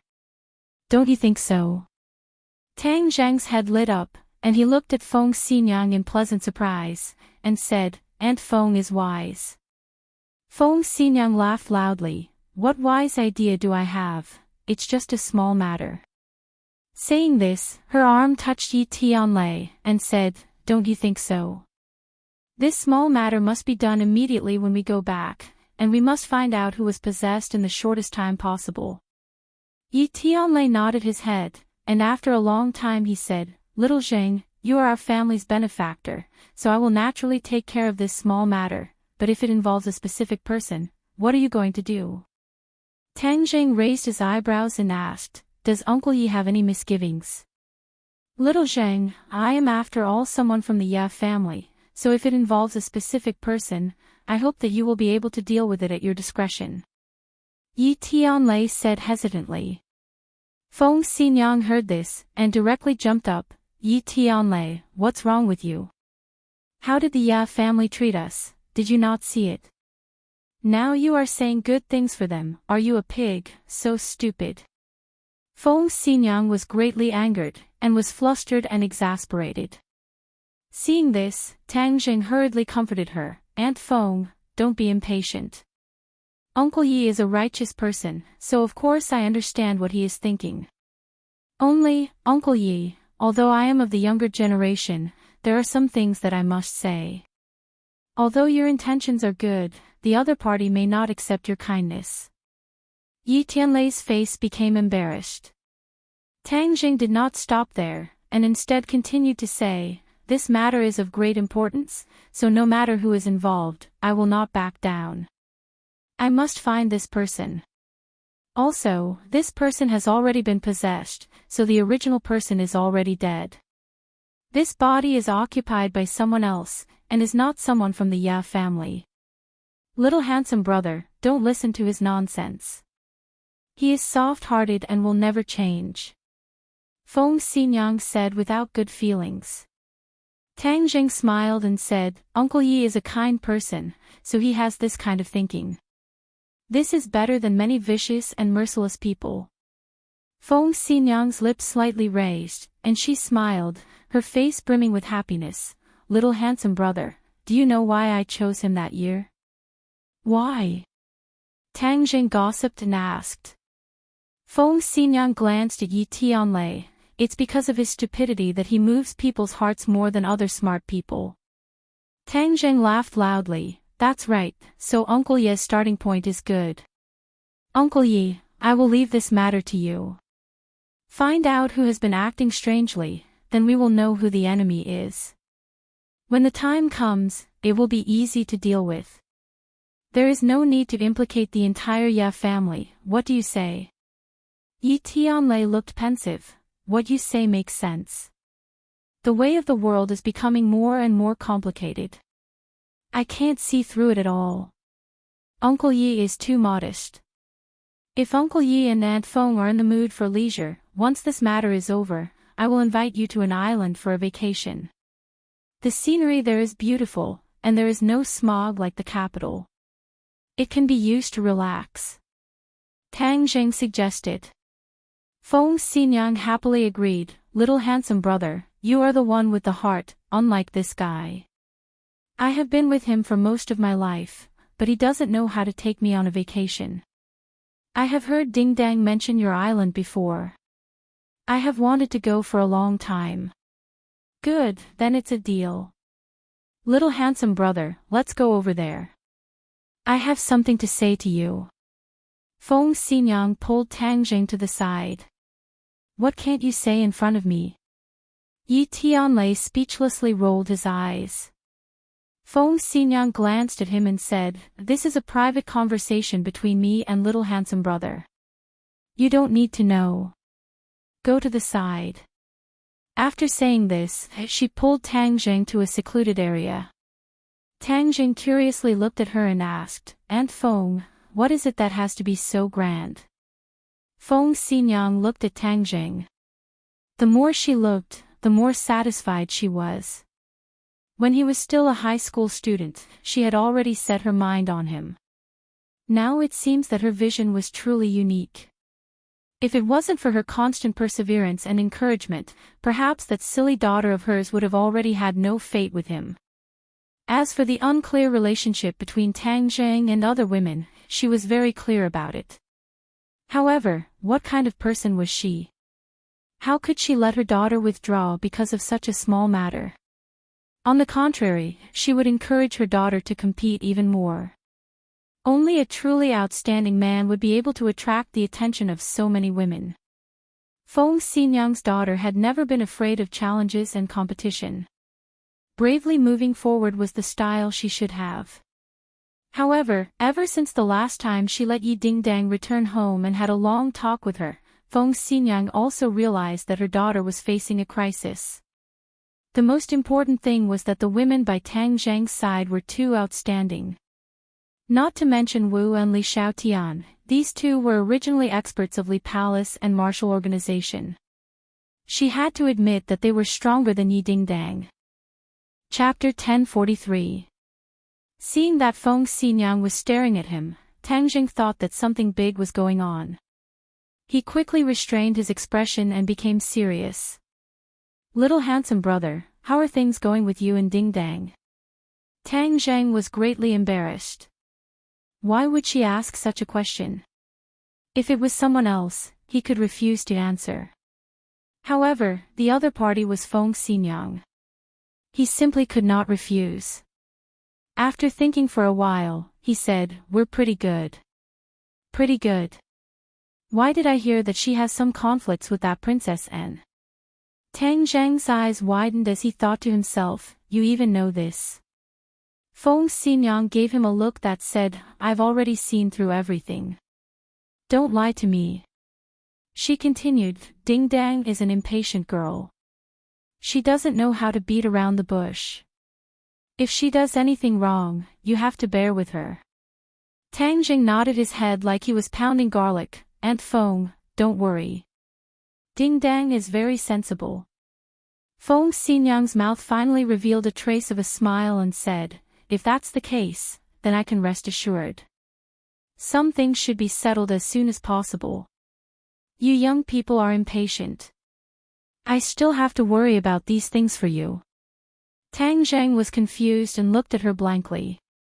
Feng Xinyang coughed and said in an earth-shattering manner, "Since both of you are in love with each other, and we as your parents don't have any opinions, we really want to see both of you together. So, let's find an auspicious day." "Aunt Feng, what do you mean?" The more Tang Jing listened, the more he felt that something was wrong, especially when he heard the words, "auspicious day." He immediately thought of the beating of gongs and drums to welcome the bride, so he immediately interrupted her. Feng Xinyang smiled and said, "Isn't this for your own good? Find an auspicious date and you two can get engaged. Then after you graduate, you can get married. Isn't this a wonderful thing?" Tang Zhang was dumbfounded. His mouth opened so wide that a duck egg could be stuffed in it. He looked at Feng Xinyang in disbelief. He never expected that she was here to urge him to get married. Feng Xinyang's actions had always been unpredictable, but Tang Jing had never thought that she would actually come to urge him to get married. This was too fierce. For a moment, he didn't know how to answer.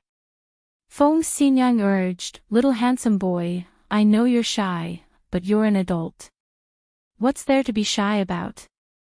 I'll take care of it for you. You don't have to worry at all." "Wait, Aunt Feng." Tang Jing hurriedly shouted, "Aunt Feng, don't be hasty in this matter. Ding Dang and I are still students. This will have a bad influence." Feng Xinyang didn't find it strange and said, "What does it matter? Nowadays there are even college students who have children. It's just an engagement." Tang Jing coughed a few times and almost choked on his own saliva.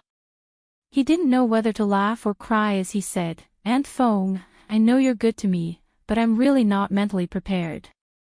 Let's wait a little longer." Feng Xinyang's smile gradually disappeared.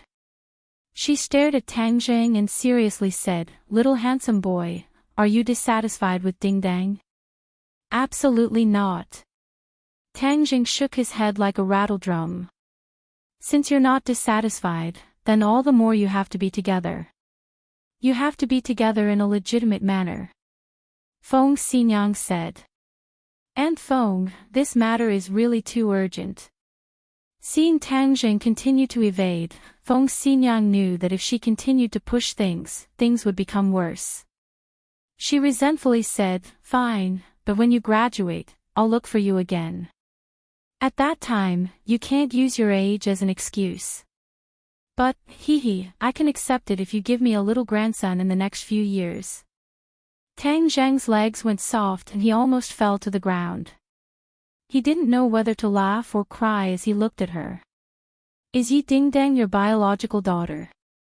How could you cheat your own daughter like this?" However, when it came to giving birth, he became vigilant. He didn't use any safety measures and the women didn't fall for it. This was a great fortune. He couldn't be so willful in the future. Tang Jing found an excuse to escape. He was afraid that she would say something shocking. Feng Xinyang looked at his receding figure and helplessly shook her head. She had to think of another way to deal with this matter slowly. Suddenly, he had an idea and looked at the villa beside him. "That's right, how could I be so stupid? Taking care of the little handsome brother is not easy, but I can first take care of the old Gramps. When the time comes that the old Gramps will acknowledge Ding Dong's identity and position, then wouldn't everything be set in stone?" Her eyes lit up. She pulled Yi Tianlei and rushed to the villa beside her. Tang Zhang let out a long sigh of relief. Feng Xinyang's vigor was beyond his imagination.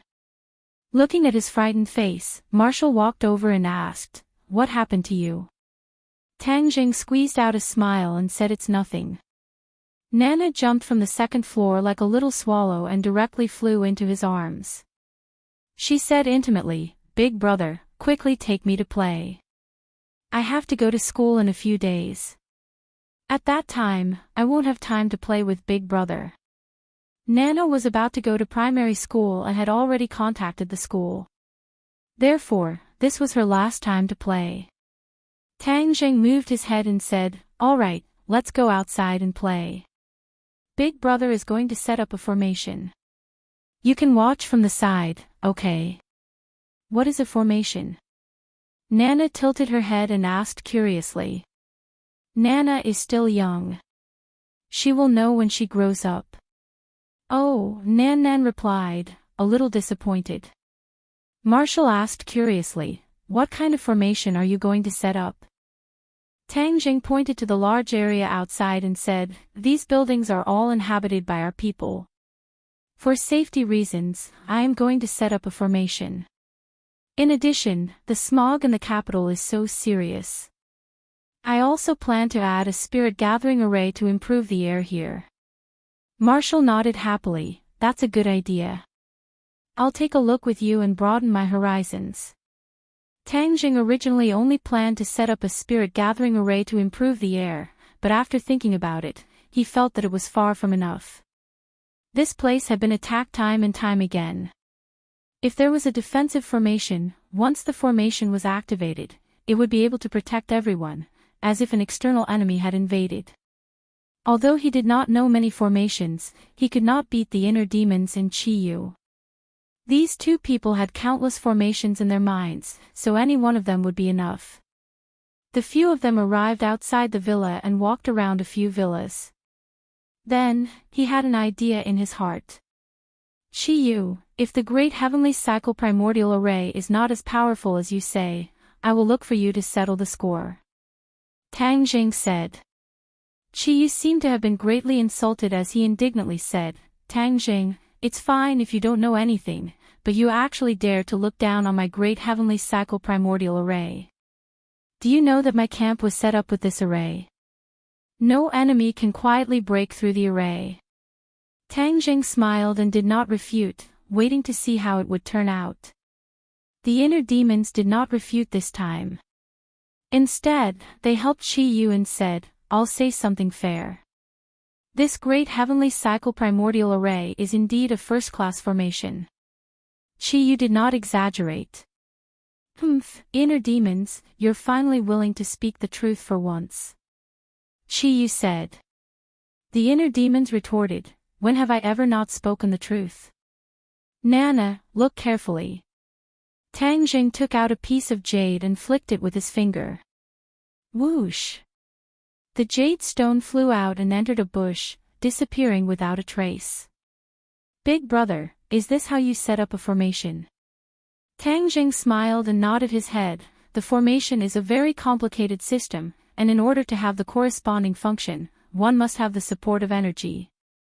These jade stones contain a certain amount of energy, and when we set up these jade stones according to a certain position and location, once the formation is activated, it will be able to play the corresponding role. But setting up a formation is a very delicate job, especially the more complicated the formation is, the more it requires that there is not the slightest mistake. Otherwise, the formation will not succeed." Nana nodded her head as if she understood. She clenched her snow-white teeth as if she wanted to firmly remember these words in her heart. Marshall also thoughtfully remembered everything. She was a martial artist and could not set up a formation like Tang Jing. Moreover, her interest in formations was far weaker than her interest in martial arts. She believed that the best defense was offense, and no matter how powerful a formation was, it was still a defensive line. Just looking at Tang Jing's serious expression, the sunlight falling on his body, giving him a very enchanting feeling. "Big brother, can I try?" Suddenly, Nana asked restlessly. Tang Jing muttered to himself for a moment, then placed a jade stone in her hand and said, "Nana, put the jade stone in that place." Looking at the direction Tang Jing pointed at, Nana held her breath and silently circulated her energy. Imitating Tang Jing, she flicked her finger. Whoosh! The jade stone turned into a ray of white light and flew into the target area. Wow, I also succeeded. Big brother, do you think I did well? Nana excitedly jumped up. Tang Jing nodded his head in approval, patted her little head and praised, "Nana is very smart, you can do it as soon as I say it." He had to admit that Nana was already a world of difference compared to other children of the same age. Just that move just now, no matter if it was strength or angle, it could be considered beautiful. Suddenly, he had an idea and said, "Nana, when you go to school, you can't show these skills in front of other people, otherwise you will scare the other children." Nana seemed to understand but not understand. She looked up at Tang Jing and said, "Why?" "Because you are stronger than them, we can't use these skills to bully the weak, do you understand?" Nana thought for a moment and said, "Is it like the heroes on TV, we have to help the weak, so we can't bully the weak?" Tang Jing laughed, "Nana is very smart, you even learned the phrase, help the weak and help the strong. And, we are not afraid of danger or the strong, but we can't use the strong to bully the weak." Nana nodded her head, "Nana understands, I will definitely remember Big Brother's words." Tang Jing unhurriedly completed the rest of the work. All of the jade stones were inserted into the corresponding locations. He stood in the middle of the array and activated his true qi. Circulating his power, his 10 fingers slightly bent, and coincidentally flicked open at the same time. Whoosh whoosh whoosh, 10 streams of true qi burst out from his fingers and entered 10 different directions at the same time. Hua!